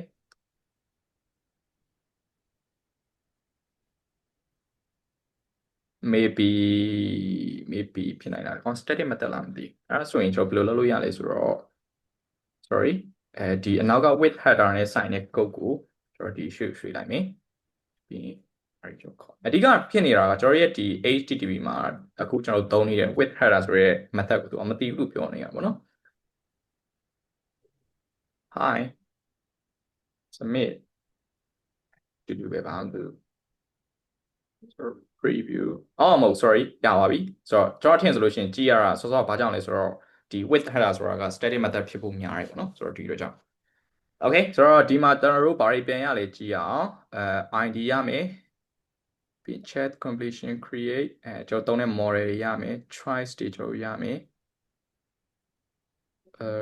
အဲ့ဒီမှာကျွန်တော် content ဆိုတဲ့အကောင်ရှိပါတော့ကျွန်တော်ဘာပြန်ပြီးလဲဆိုတော့ good ဆိုတဲ့အကောင်ကျွန်တော်ပြန်ပြီးရ okay total token ဒါကကျွန်တော်တို့ရဲ့ဒီ request get total token ကိုသူကပြပါအောင်เนาะဘယ်လောက်သုံးပါလဲဆိုတော့ပြပြပါတယ်ပြီး token detail ဒီမှာကျွန်တော်တို့လိုအပ်တဲ့ information တွေအကုန်တော်တော်များများပါပါတယ်ဆိုတော့ဒီထဲမှာကျွန်တော်သုံးလို့ရတယ်ပြန်ပြီးတော့ကိုဒီ API request တွေကျွန်တော်သုံးရဘယ်လောက်သုံးသွားလဲဒါမျိုးပေါ့ပြောချင်တာဒီ user သုံးရဘယ်လောက်သုံးပြီးသွားပြီလဲဘယ်လောက်ပို့သုံးပြီးသွားပြီလဲဒါမျိုးကိုကတွက်ချင်တယ်ဆိုလို့ရှိရင်ဒီမှာ information တွေအကုန်ပြန်ပါတယ်ဟုတ်ပြီเนาะ okay ဆိုတော့ဟုတ်ပြီဒါဆိုရင်ကျွန်တော်ရဲ့ဒီ answer လေးကဘယ်မှာရှိလဲဆိုတော့ဒီ content တွေမှာရှိတယ်ဆိုတော့ဒါလေးကျွန်တော်ရအောင်ယူရအောင်ဆိုတော့ကျွန်တော်ဒီမှာ response ဆိုပြီးတော့ကျွန်တော် request လုပ်လိုက်မယ် sorry နောက်တစ်ခုဖြစ်နိုင်သေးတာဗာလဲဆိုတော့ကျွန်တော်ဒီ response က JSON ဆိုပြီးတော့ကျွန်တော်တန်းယူလိုက်လို့မရဘာကြောင့်လဲဆိုတော့ကျွန်တော်ရဲ့ request က failure လည်းဖြစ်နိုင်တယ်လေဆိုတော့ဒီဘက်ကြောင့်ကျွန်တော်ကဘယ်လိုလုပ်မလဲဆိုလို့ရှိရင်ဆိုတော့ဒီမှာကျွန်တော်ဘာလုပ်မလဲဆိုတော့ if dollars sorry ဒီမှာကကျွန်တော်ရဲ့ response ရဲ့ successful ဆိုတော့ကျွန်တော် successful မဖြစ်ဘူးဆိုလို့ရှိရင်ဘာလုပ်မှာလဲဟုတ်ပြီနော်ဒီမှာကိုယ့်ရဲ့ဒီ logic တွေဒီမှာရေးလို့ရတယ်အားပြော successful မဖြစ်ဘူးဆိုလို့ရှိရင်ဒါကဒီမှာကျွန်တော်တို့ဒီမှာ error နဲ့ကျွန်တော် log ထုတ်လို့ရတယ်ဘာဖြစ်ပေါ့ကျွန်တော်အမျိုးမျိုးလုပ်လို့ရတယ်ဟုတ်ပြီနော် okay ဆိုတော့ပြီးရင်ကျွန်တော်ဘာလုပ်လို့ရသေးလဲဆိုတော့ဒီမှာတကယ်လို့ထားပါတော့ကျွန်တော်နည်းနည်းလေး negative comment လေးကျွန်တော်မှတ်ကြည့်အောင်negative comment ဆိုဘာမှမကောင်းကျွန်တော်အဓိက good တော့ရလာတော့တွေ့ရဗျာဒါပေမဲ့ bad ရလာအောင်ကျွန်တော်ဘယ်လိုမျိုးစမ်းရကောင်းလဲဒါပါတော့ကျွန်တော်ဒိဗယ်မရှိရဲ့စာလုံးလေးကျွန်တော်ရိုက်ကြည့်အောင်ဘယ်လိုများထွက်လာမလဲလို့ submit နည်းနည်းလေးတော့ကြာတယ်ဘာလို့ကျွန်တော် API request တော့ပို့နေရတာပေ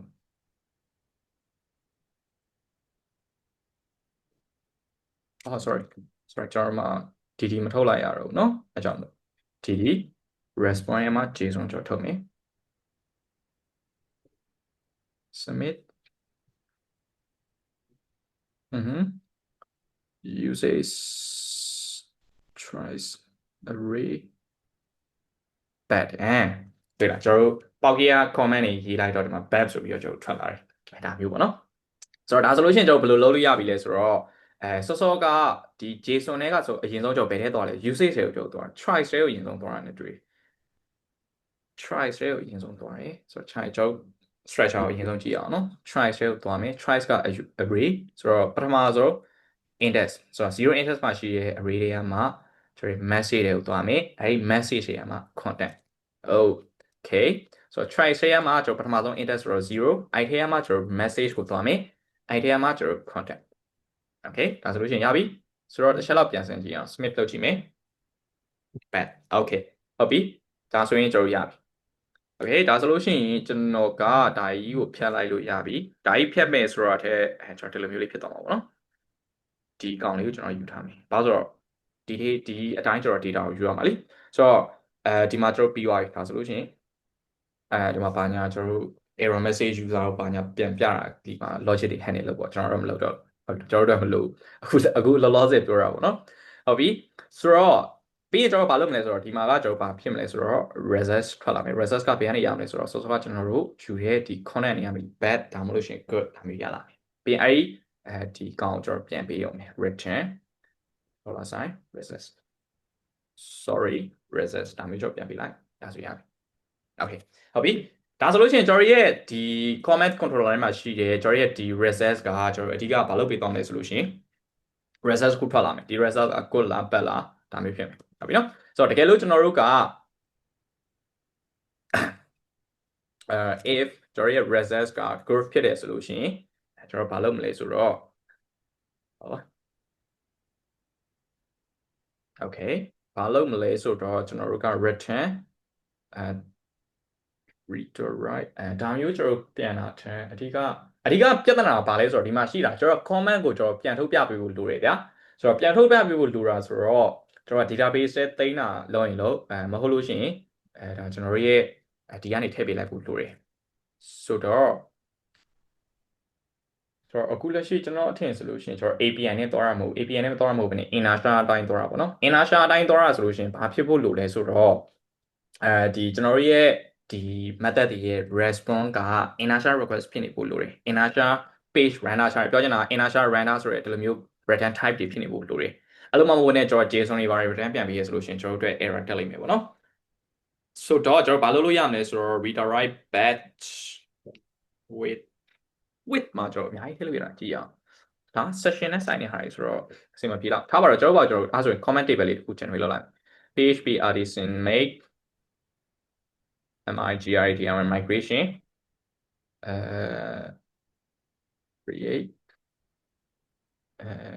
ဘာဖြစ်မလဲကျွန်တော် comment table okay ဆိုတော့ကျွန်တော်တို့ comment table ပါမယ်ပြီးဒီမှာကျွန်တော်ဘာလို့မလဲဆိုတော့ကျွန်တော်ရဲ့ဒီ comment ဆိုတဲ့ account ပါမယ်ပြီးရင်ဒီကောင်ကျတော့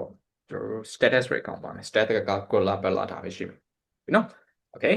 ဆိုတော့ကျွန်တော်ရဲ့ comment controller လေးကိုပြန်သွားမယ်ပြီးရင်ကျွန်တော်ကဒီမှာ group ဖြစ်တယ်ဆိုလို့ရှိရင်ကျွန်တော် store လုပ်ဖို့လိုတယ်ဆိုတော့ဒီအတွက်ကြောင့်ကျွန်တော် model တစ်ခုထပ်ပြီး create လုပ်ဖို့လိုပါသေးတယ်ဒီစဉ် make model ဒီကောင်က comment ဖြစ်ပါဘောနော် okay ပြီးရင်ကျွန်တော်ရဲ့ comment လေးကိုသွားမယ်sorry comment.php ကိုသွားမယ်ပြီးရင်ဒီမှာကျွန်တော်ဘာလုပ်မလဲဆိုတော့ကျွန်တော်မှာ frame ပဲကျွန်တော်ထည့်ရမယ်ပေါ့နော်အခုလက်ရှိတော့ဒါပဲလို့မယ်တခြားတော့ဘာမှမလို့သေးဘူးရတယ် okay ပြီးရင်ကျွန်တော်ဘာရှိတော့ model လေးရပြီဆိုတော့ကျွန်တော်စပြီးတော့ comment တွေ create လုပ်လို့ရတယ် okay group ဖြစ်တယ်ဆိုလို့ရှိရင် comment create ဆိုတော့ comment ကဘာဖြစ်မလဲဆိုတော့ကျွန်တော် request မှာရှိတဲ့ comment status က group ဟုတ်ပြီနော်တကယ်လို့မဟုတ်ဘူးဆိုလို့ရှိရင် comment create request ရ comment back အဲ့လိုရပြီဒီမှာကျွန်တော်တို့ဒီအောင်လေးတို့ကျန် okay ရပြီဆိုတော့ comment ကိုဒါကျွန်တော်တို့ကဒီ import လုပ်ပေးဖို့လိုတယ်ဆိုတော့ use လုပ်ပေးဖို့လိုတယ်ပေါ့နော် sorry ပါ use လုပ်ပေးလိုက်အဲ့ဆိုရပြီအဲ့ဆိုရင်ဒါကျွန်တော်တို့ go ဖြစ်တယ်ဆိုလို့ရှိရင် go ဆိုတဲ့ကောင်လေးနဲ့ဒါကျွန်တော်တို့ဒီမှာတင်ပါမယ်တကယ်တမ်းဒီမှာဖြစ်တဲ့နာကတော့ bad ဆိုတဲ့ကောင်ကြီးကိုဒါတန်ပြီးတော့ကျွန်တော်မသိသေးဘူးเนาะ user ကိုဒါကျွန်တော်တို့ဒီ information နဲ့ဒီ comment က valid မဖြစ်ပါဘူးဒါမျိုး validation error message လေးပြတာဖြစ်ဖြစ်ဘာဖြစ်ကျွန်တော်ပြန်လုပ်တင်တာပေါ့เนาะဒါပေမဲ့ထားပါတော့ဒါကျွန်တော်တို့က UI အတွက်ဆိုတော့ကျွန်တော်ကဒီခဏတင်လိုက်တင်ထားလိုက်မယ်ပေါ့เนาะ okay ဆိုတော့ပြီးရင်ကျွန်တော်ဘယ်သွားလိုက်မလဲဆိုတော့ကျွန်တော်တို့ရဲ့ဒီ index page ကိုကျွန်တော်ပြန်ပြီးသွားလိုက်မယ်ဆိုတော့ return redirect route ထည့်ပြီးလို့ရတယ်ဆိုတော့ကျွန်တော်ရဲ့ route က comment ရဲ့ index page ကိုပြန်သွားမှာဆိုတော့ဒီတိုင်းပဲကျွန်တော်ပြန်သွားလိုက်မယ်ဟုတ်ပြီနော် okay ဒါဆိုရင်ဒါကျွန်တော်ရဲ့ process တွေကရပြီပြီးရင်ကျွန်တော်ဘာလုပ်ဖို့လိုလဲဆိုတော့ဒီမှာကျွန်တော်တို့မှာရှိတဲ့ comment တွေကိုကျွန်တော်တို့ကထုတ်ပြအောင်ပဲပေါ့နော် comment or okay ဆိုတော့ comment တွေအကုန်လုံးယူလိုက်တာပြီးရင်ကျွန်တော်ရဲ့ index page ကိုကျွန်တော်ထုတ်ထည့်ပေးလိုက်မယ်ပေါ့နော် comment $sign comment okay ဒါဆိုရင်ရပြီဒါဆိုရင်ကျွန်တော်ဘာလုပ်လို့ရပြီလဲဆိုတော့ကျွန်တော်ရဲ့ဒီ comment ဆိုတဲ့ page ထဲမှာကျွန်တော်စပြီးတော့ကျွန်တော်ရဲ့ comment တွေကိုစပြီးတော့ပြလို့ရပြီဟုတ်ပြီနော်ဆိုတော့ဒီမှာကျွန်တော်ဘာလုပ်မလဲဆိုတော့ define prop ဆိုပြီးတော့ကျွန်တော်ရဲ့ prop တွေကိုစပြီးတော့သတ်မှတ်ရအောင်ကျွန်တော်ဘာရှိမလဲဆိုတော့ comment ရှိမယ်ဒါပဲ ပြီးရင် define props ဆိုတဲ့ကောင်ကဘယ်ကနေလာမလဲဆိုတော့ဒီ view ကနေကျွန်တော်လာမယ်ပေါ့နော်အဲ့ဆို import လုပ်သွားလည်းမတွေ့ဘူး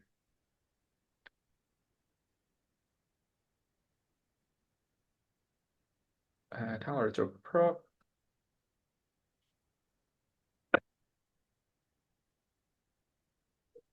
prop အဲ့ရပြီဒါဆိုရပြီဆိုတော့ပြီးရင်ကျွန်တော်ဘာလုပ်လို့မလဲဆိုတော့ဒီမှာကျွန်တော်ရဲ့ comment တွေကိုကျွန်တော်က design လေးတစ်ခုနဲ့ထုတ်ပြမှာဆိုတော့ထုံးစံတိုင်းပဲကျွန်တော် AI ကိုရေးခိုင်းလိုက်ဟုတ်ပြီနော်ဆိုတော့ display or comment with cat comment cat design လို့ကျွန်တော်ရေးလိုက် comment cat design third page comment cat they have good or bad status this one and design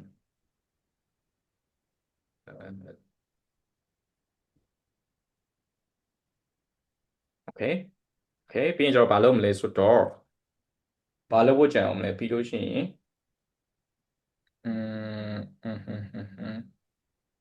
okay so you can get this status from commenter status ဒါမျိုးလေးပြောလိုက်မှာနော်ဆိုတော့ကျွန်တော်ရဲ့ comment structure ဘာတစ်ခါပြောလိုက်တာ okay ဆိုတော့ကျွန်တော် design လေးချက်လောက်ကြည့်အောင်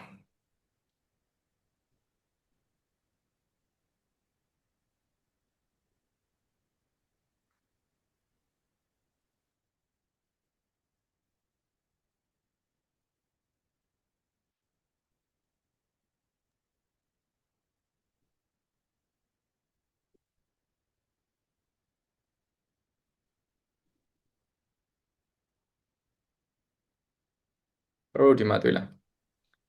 ကျွန်တော် type script တွေပါတစ်ခါရေးပြီးတော့ကိစ္စတော့မရှိပါဘူးဒါပေမဲ့ကျွန်တော်တို့ရေးထားတဲ့ code တွေဘာမှထိသွားတာမရှိဘူးသူအသေး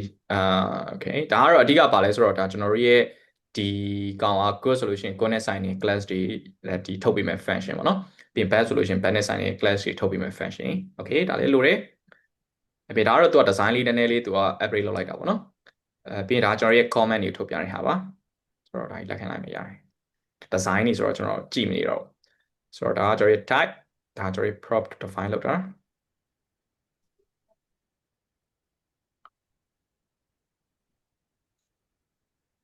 yeah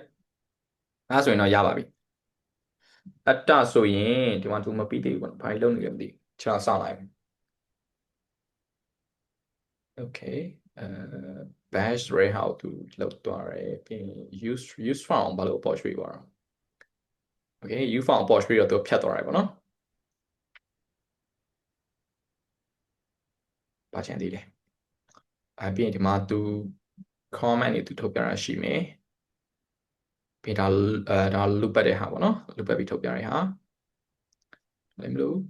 okay ဒါဆိုရင်တော့ရပြီဆိုတော့ကျွန်တော် channel ကြည့်ကြည့်အောင်why not search table comment yeah it's nice ဆိုတော့အဓိကကျွန်တော်ဒီ model က table ကိုမှားပြီးထောင်နေရပါတော့ဆိုတော့ rotate test table ကျွန်တော်ရဲ့ comment table ကျွန်တော်လာထောင်ပေးလိုက်မယ်maybe ခဏလေးသူကအဲ့ comment table ကိုသူကမသိတာเนาะတကယ်တမ်းဖြစ်တဲ့နာက comment sorry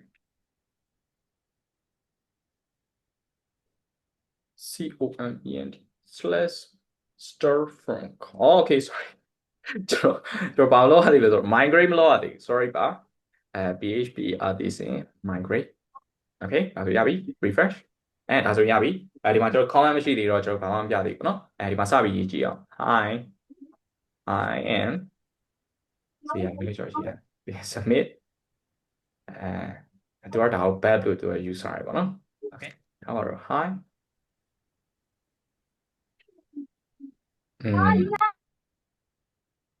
this is good review ဘာလို့ bad တွေကျွန်တော်ထွက်နေရokay ထားပါတော့ဒါဆိုရင်တော့ကျွန်တော် good ထွက်လာပြီ ဟုတ်ပြီနော်ဆိုတော့ဒီမှာတော့အဓိကဘယ်ပေါ်မူတည်လဲဆိုတော့ကိုယ့်ရဲ့ prompt ပေါ်မူတည်ရ AI ရဲ့ response တွေကကိုယ့်ရဲ့ prompt ပေါ်မူတည်ရပါနော်ဒီမှာကိုယ့်ရဲ့ prompt ကိုတေချာရေးဘယ်လိုမျိုး comment တွေဘယ်လိုမျိုးစာသားတွေပါတယ်ဆိုလို့ရှိရင်ကိုက web လုပ်မယ်ဒီဘယ်လိုမျိုးဟာတွေဆိုလို့ရှိရင်ကိုက code လုပ်မယ်ဒါမျိုးကိုက prompt ကိုတေချာလေးရေးပေးဖို့တော့လိုလိမ့်မယ်ဟုတ်ပြီနော် okay ဆိုတော့ဒါဆိုလို့ရှိရင်ကျွန်တော်ဗာရသွားပြီလဲဆိုတော့ဒါကျွန်တော်ရဲ့ comment ကိုဒါဒီ moderator လုပ်တဲ့ဒါကျွန်တော် AI feature လေးတစ်ခုကျွန်တော်ရသွားပြီဟုတ်ပြီနော် okay ဆိုတော့ဒါတစ်ခုပဲရှိသေးတယ်ကျွန်တော်နောက်နှစ်ခုတော့ကျန်သေးတယ်ကျွန်တော်အချင်းဟောလောက်ပါမှမသိဘူးကျွန်တော်လောက်မှာပါဆိုတော့မြန်လေးကျွန်တော်ဆက်ပြီးသွားရအောင်ဟုတ်ပြီနော်ဆိုတော့နောက်တစ်ခုကဘာရှိမလဲဆိုတော့ကျွန်တော်တို့ဒီ comment အကြောင်းပြီးသွားပြီဆိုတော့ကျွန်တော်နောက်တစ်ခုပါပြောခဲ့ရပါလိမ့်မမိကြသေးလား review summarize yes review summarize ကျွန်တော်ရှိမယ်ပေါ့နော် okay ဆိုတော့ okay အဲ့ဒါဆိုရင်ထုံးစံတိုင်းပဲထုံးစံတိုင်းပဲကျွန်တော်ဘာလုပ်မလဲဆိုတော့ကျွန်တော်တို့ page တစ်ခုထပ်လုပ်ပဲပေါ့နော် okay ဒါကျွန်တော်မလို့တော့ခဏဒါပိတ်လိုက်တော့မယ်ဆိုတော့ကျွန်တော်ရဲ့ resource တွေက JS တွေက page တွေမှာကျွန်တော်သွားပြီးတော့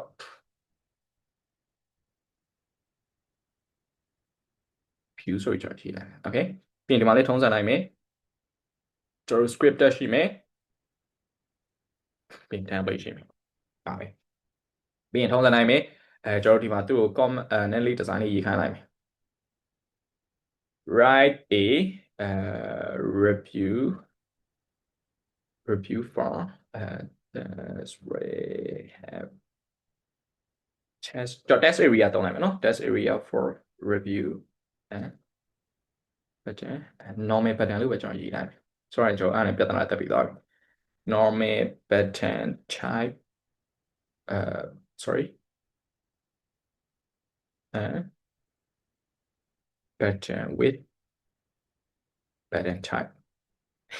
နေတော့ရှုပ်သွားမှာရှားပါပြီကိစ္စတော့မရှိပါဘူးဒါအဓိက pattern ကိုကျွန်တော်က Smith တွေပါမလို့ချင်ဘူးကျွန်တော် normal pattern type ပဲလို့ချင်တာပေါ့နော်အဓိကဒါကြောင့်ကိုပြင်လိုက်ရင်တော့မခက်ပါဘူးဒါပေမဲ့တခါလေးပြီးတော့လို့ပေါ့နော် okay ဆိုတော့တူတာရေးနေတဲ့အချိန်မှာကျွန်တော်တို့ route တွေကြောက်စပြီးတော့သတ်မှတ်ရအောင်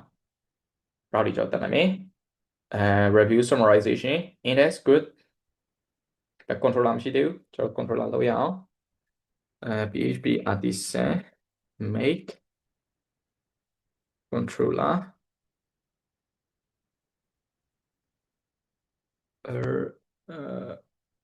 okay oh sorry ကျွန်တော်ဖြတ်ဖို့လိုသွားပြီဒါဆိုလို့ရှိရင်တော့ဘာလို့ဆိုတော့ကျွန်တော်နောက်မှာ controller မပါတော့ဘူးเนาะ http တွေက controller တွေက review summarization okay ဆိုတော့ဒီမှာကျွန်တော်ဒီကောင်မဟုတ်ဘူးကျွန်တော်လိုချင်တဲ့ comment ကအဲ့ဒီအပေါ်အကောင်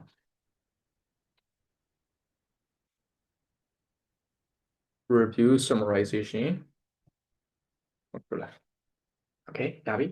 ဒါဆိုရင်ကျွန်တော် controller တစ်ခုရပြီဆိုတော့ဒီမှာကျွန်တော် import လုပ်ရမယ်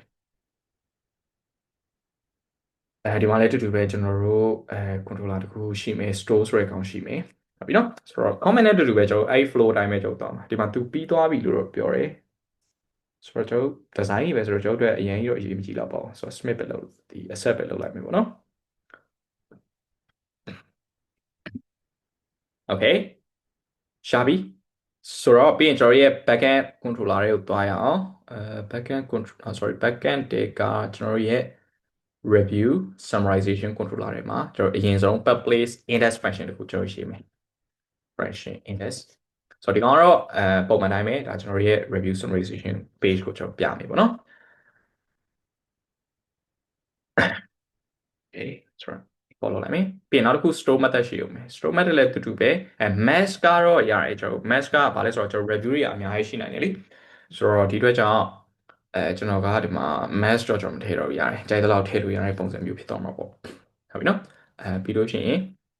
ဒီမှာကျွန်တော်ထုံးစံတိုင်းပဲ result တစ်ခုရှိမယ်ဒီကောင်ကဘယ်ကနေရမလဲဆိုတော့ကျွန်တော်ရဲ့ဒီကျွန်တော်ဟို service တစ်ခုရှိမယ်အပေါ်က comment service လိုမျိုးပဲreview summarization service summarize review ဟုတ်ပြီနော်အဲ့ဒါဆိုရပြီ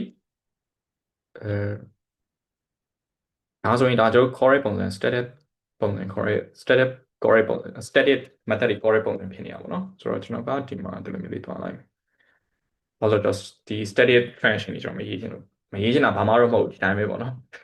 okay ဆိုတော့ထားပါတော့ဒီလိုပဲကြော်သွားလိုက် ပြီးရင်ကျွန်တော်ရဲ့ review summarization service ဆိုတဲ့ account ကျွန်တော် create လုပ်ဖို့လိုတယ်ဆိုတော့ကျွန်တော်ရဲ့ service တွေကိုသွားမယ်ပြီးရင်review summarization service.php okay ရပြီပြီးဒီမှာကျွန်တော်တို့ class လေးကျွန်တော်ရှိရအောင်sorry namespace ကျွန်တော်ထည့်ဖို့လိုတယ်ပေါ့နော် namespace summary review okay ဒီထဲမှာကျွန်တော် code တွေကတော့ဘာမှရှိမှာမဟုတ်သေးဘူး AI ကိုမေးတဲ့ code တွေကတော့ဘာမှရှိမှာမဟုတ်သေးဘူးဆိုတော့ကျွန်တော်ထုံးစံနိုင်မယ်ဒီမှာသွားမယ်ဆိုတော့ results ထွက်လာပြီဆိုလို့ရှိရင်ကျွန်တော်အဓိကဘာလုပ်မလဲဆိုတော့ကျွန်တော် results ကိုအရင်ဆုံးထုတ်ကြည့်လိုက်မယ်ပြီးမှကျွန်တော်တို့ UI မှာထုတ်ပြတဲ့အလုပ်တွေကျွန်တော်ပြီးမှလုပ်ဟုတ်ပြီနော် okay ဆိုတော့ဒါဆိုရင်ရပြီဒါဆိုရင်ကျွန်တော်တို့ဘာပြန်လုပ်ဖို့လိုလဲဆိုလို့ရှိရင်ကျွန်တော်ဒီမှာဒီကောင်အောင်ကျွန်တော် introduce လုပ်ပေးဖို့လိုမယ်ကျွန်တော် array တက်နေရပါတော့okay ဆိုတော့ဒါဆိုရင်ရပြီဆိုတော့စပြီးတော့ကျွန်တော်တို့အဓိကအပြင်ကျွန်တော်ရဲ့တခါတည်းပဲကျွန်တော်ရေးလိုက်တော့မယ်နော်ဆိုတော့လိုမျိုးကျွန်တော်ဖြည်းဖြည်းချင်းစီသွားမှာမဟုတ်တော့မယ်တခါတည်းပဲရေးလိုက်တော့မယ်ဆိုတော့ထုံးစံတိုင်းပဲဒါကျွန်တော်ရဲ့ API key ကိုယူရဲ code ရှိမယ်ပြီးရင်စပြီးတော့ကျွန်တော်ရဲ့ဒီ chat model ကိုကျွန်တော်သွားပြီးတော့ request ပို့မယ်ပေါ့နော်ဆိုတော့ try catch နဲ့ပဲကျွန်တော်ဖမ်းလိုက်မယ်ဒီ log ကိုကျွန်တော်ထုတ်ကြည့်ဖို့လိုမယ် source ရပဲကျွန်တော် sorry ဘာဒီ first source ပဲမှန်နေ okay ပြီးရင်ဒီမှာကျွန်တော်ဘာရှိမလဲဆိုတော့ဒီမှာလဲထုံးစံတိုင်းပဲကျွန်တော်ဘာရှိမလဲဆိုတော့ကျွန်တော်က summarize လုပ်မှာဆိုတော့ဒီမှာလဲ prompt တစ်ခုရှိဖို့လိုတယ်ပေါ့နော်ဆိုတော့ဒီ prompt မှာလဲကိုယ့်ဘာကိုအဆင်ပြေလို့ရေးလို့ရတယ်ဆိုတော့ကျွန်တော်တို့ဒီမှာရေးပြီးသားတစ်ခုရှိတယ်အဲ့ဒါလေးကျွန်တော်ယူကောင်းလိုက်မယ် provided only this summarize version okay ဆိုတော့ဒီမှာကျွန်တော် page ချလိုက်မယ် okay ဆိုတော့ဒါကကျွန်တော်ရဲ့ prompt ထုံးစံတိုင်းပဲစောစောလိုမျိုးပဲကျွန်တော်ဘာလုပ်ဖို့လိုလဲဆိုတော့ကိုတို့ကျွန်တော်တို့ဒီကျွန်တော်ရဲ့ AI request ပို့ဖို့လိုရပေါ့နော် http ကျွန်တော်ဒီမှာ import လုပ်မယ်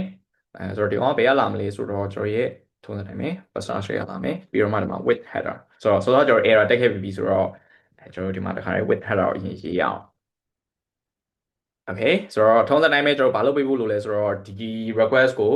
ဒီကျွန်တော်ရဲ့ AI သိနိုင်ဖို့အတွက်ကျွန်တော်ဒီမှာ authorization domain လေးထည့်ပေးဖို့လိုတယ်ထည့်ပေးလိုက်မယ်ပြီးဘာလို့သေးလဲဆိုတော့ကျွန်တော် content type တွေလိုမယ် content type application JSON ထုံးစံတိုင်းပဲပြီးရင်ကျွန်တော်ဘယ်ကိုပို့မလဲဆိုတော့စောစောကကျွန်တော်တို့ API endpoint ကိုပဲပို့ပါပဲ host https ဒီမှာကတော့ဒါလေးကျွန်တော်မလို့သေးဘူးဟုတ်ပြီနော်ဆိုတော့ထားပါတော့ကျွန်တော် model ကတော့ဘာပဲသုံးလဲဆိုတော့ 3.5 turbo ပဲကျွန်တော်သုံးမယ်ဟုတ်ပြီနော်ဆိုတော့အဆင်ပြေမယ်လို့တော့ကျွန်တော်ထင်တယ်ဆိုတော့ message မှာကျွန်တော်စပြီးတော့ role လေးစပြီးတော့ define လုပ်ရအောင်ကျွန်တော် content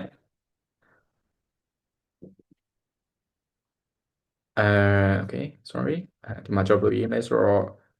you are a helpful assistant test summary reviewing okay good ကျွန်တော်ဒီ suggest ပြပေးတဲ့ကောင်လေးကမဆိုဘူးပေါ့နော်အဆင်ပြေဒါလေးတော့သုံးလိုက်မယ်ပြီးရင်ကျွန်တော်တို့ပြီးရင်နောက်တစ်ခုက row နောက်တစ်ခုကဘာအတွက်လဲဆိုတော့ကျွန်တော်ရဲ့ user အတွက် user ရဲ့ message ကဘာဖြစ်မလဲဆိုတော့ရှင်းရှင်းလေးပဲကျွန်တော်ရဲ့ prompt ဖြစ်မှာပေါ့ prompt ဟုတ်ပြီပြီးရင်ဒီအောက်မှာကျွန်တော်လိုတဲ့ဟာတွေကျွန်တော်ထည့်ဖို့လိုတယ်ထည့်ပေးလို့ရတယ်ပေါ့မထည့်ပေးရင်လည်းသူ့မှာ default value တွေရှိတယ်အဲ့ value တွေသူကတုံသွားလိမ့်မယ်ဆိုတော့ max တုံကန်ကကျွန်တော်100နဲ့တော့ရမှာမဟုတ်ဘူးများနိုင်တယ်900လည်းဖြစ်ကောင်းဖြစ်နိုင်တယ် review တွေအများကြီးကိုကပေးပြီးတော့ submit လုပ်စီချင်တော့ max တုံကန်ကိုယ့်အကိုဒီမှာ adjust လုပ်ပေါ့ဟုတ်ပြီနော်ကျွန်တော်900ပဲကျွန်တော်ထည့်လိုက်မယ်ပြီးထုံးစံတိုင်းပဲကျွန်တော်တို့ successful မဖြစ်လို့ရှိရင် log တဲ့ကျွန်တော်တို့ log ထဲမှာ error message ထုတ်မယ်ပြီးဒီက contentဆိုတော့ကျွန်တော်ဒီမှာမတိကြတာပါလဲဆိုတော့ကျွန်တော်ရဲ့ results ကအတူတူပဲလားတော့မတိကြအောင်ဆိုတော့ response JSON ကိုကျွန်တော်ရှင်းလာထုတ်ကြည့်အောင် okay ပြီးရင်ကျွန်တော်ဒီမှာကျွန်တော်ရဲ့ browser နာမည်ပါပါလေတို့မေးပါမယ်ဆိုတော့ review summarization enter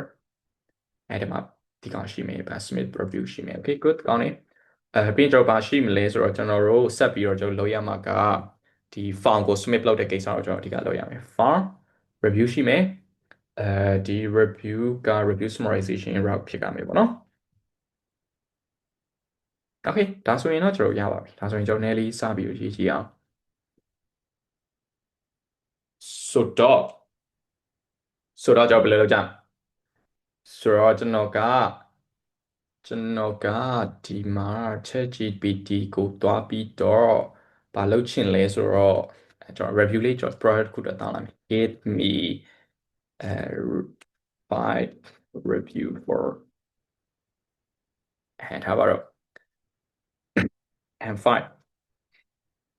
and 6 and 7 how about ကျွန်တော်ကိစ္စမရှိဘူးရတယ်ကိုယ့်အကိုအဆင်ပြေတဲ့ product တစ်ခုတောင်းလိုက်ပါဒါကကျွန်တော် test လုပ်ဖို့အတွက်ပဲ review ထွက်လာရပြီ okay okay ဆိုတော့ဒါလေးတစ်ခုပေးမယ်ဖိတ်ထည့်မယ်review တစ်ခုကိုမှ review တွေအများကြီးရှိမှာပဲလေဆိုတော့တစ်ခုရှိမယ်နှစ်ခုရှိမယ်သုံးခု okay လေးခု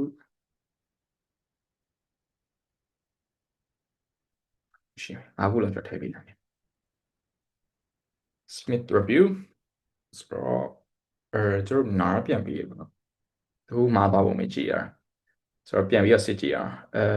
successful မဖြစ်လို့ရှိရင်okay successful မဖြစ်လို့ရှိရင် okay ကျွန်တော်အပေါ်မှာထုတ်ကြည့်အောင်ကြည့်ရ favor ပုံမယ် submit review error ပါလာပြီပေါ့နော်ဆိုတော့ပါလဲဆိုတော့ invalid value for content is string group not was wrong sorry ဒီမှာ message ဖြစ်နေရပါတော့ content ဖြစ်ရမှာပါ sorry ပါ okay ရပြီ Smith review okay ဒီမှာရလာပြီကျွန်တော်ရဲ့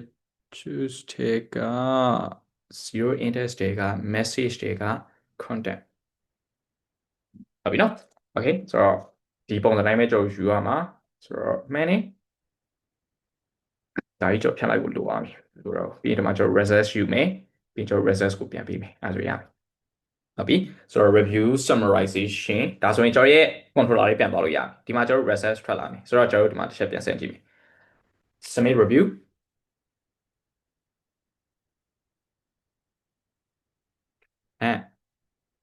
ဒီမှာဟုတ်ပြီနော်ဒါစောစောကဒါကျွန်တော်ရဲ့ဒီ review ၅ခုလုံးကိုဒီကောင်က summarize ကျွန်တော်ပြန်လုပ်ပြီးသွားတယ်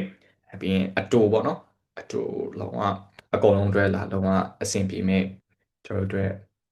ဒီ review ပြန်ထုတ်ပြီးဆိုတော့ဒီကောင်ကိုကျွန်တော်ထုတ်ပြီးပြရအောင်ဆိုတော့ထုတ်ပြတဲ့အပိုင်းတော့ကျွန်တော်မလုပ်တော့ဘာကြောင့်လဲဆိုတော့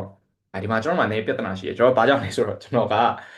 ဒီ inertia ကိုကျွန်တော်အဓိကသုံးလိုက်တာပေါ့နော် inertia ကိုသုံးထားလို့အဓိကဒီပြဿနာဖြစ်နေတာဆိုတော့inertia ကြောင့်လည်းမဟုတ်ဘူးအဓိကကျွန်တော်တို့ကရေးနေတာဘာဖြစ်နေလဲဆိုတော့ကျွန်တော်ရဲ့ feature လေးကကြောချောင်လေးဖြစ်နေတာအဓိကအကြီးလည်းမဟုတ်ဘူးတေးသေးလေးလည်းမဟုတ်ဘူး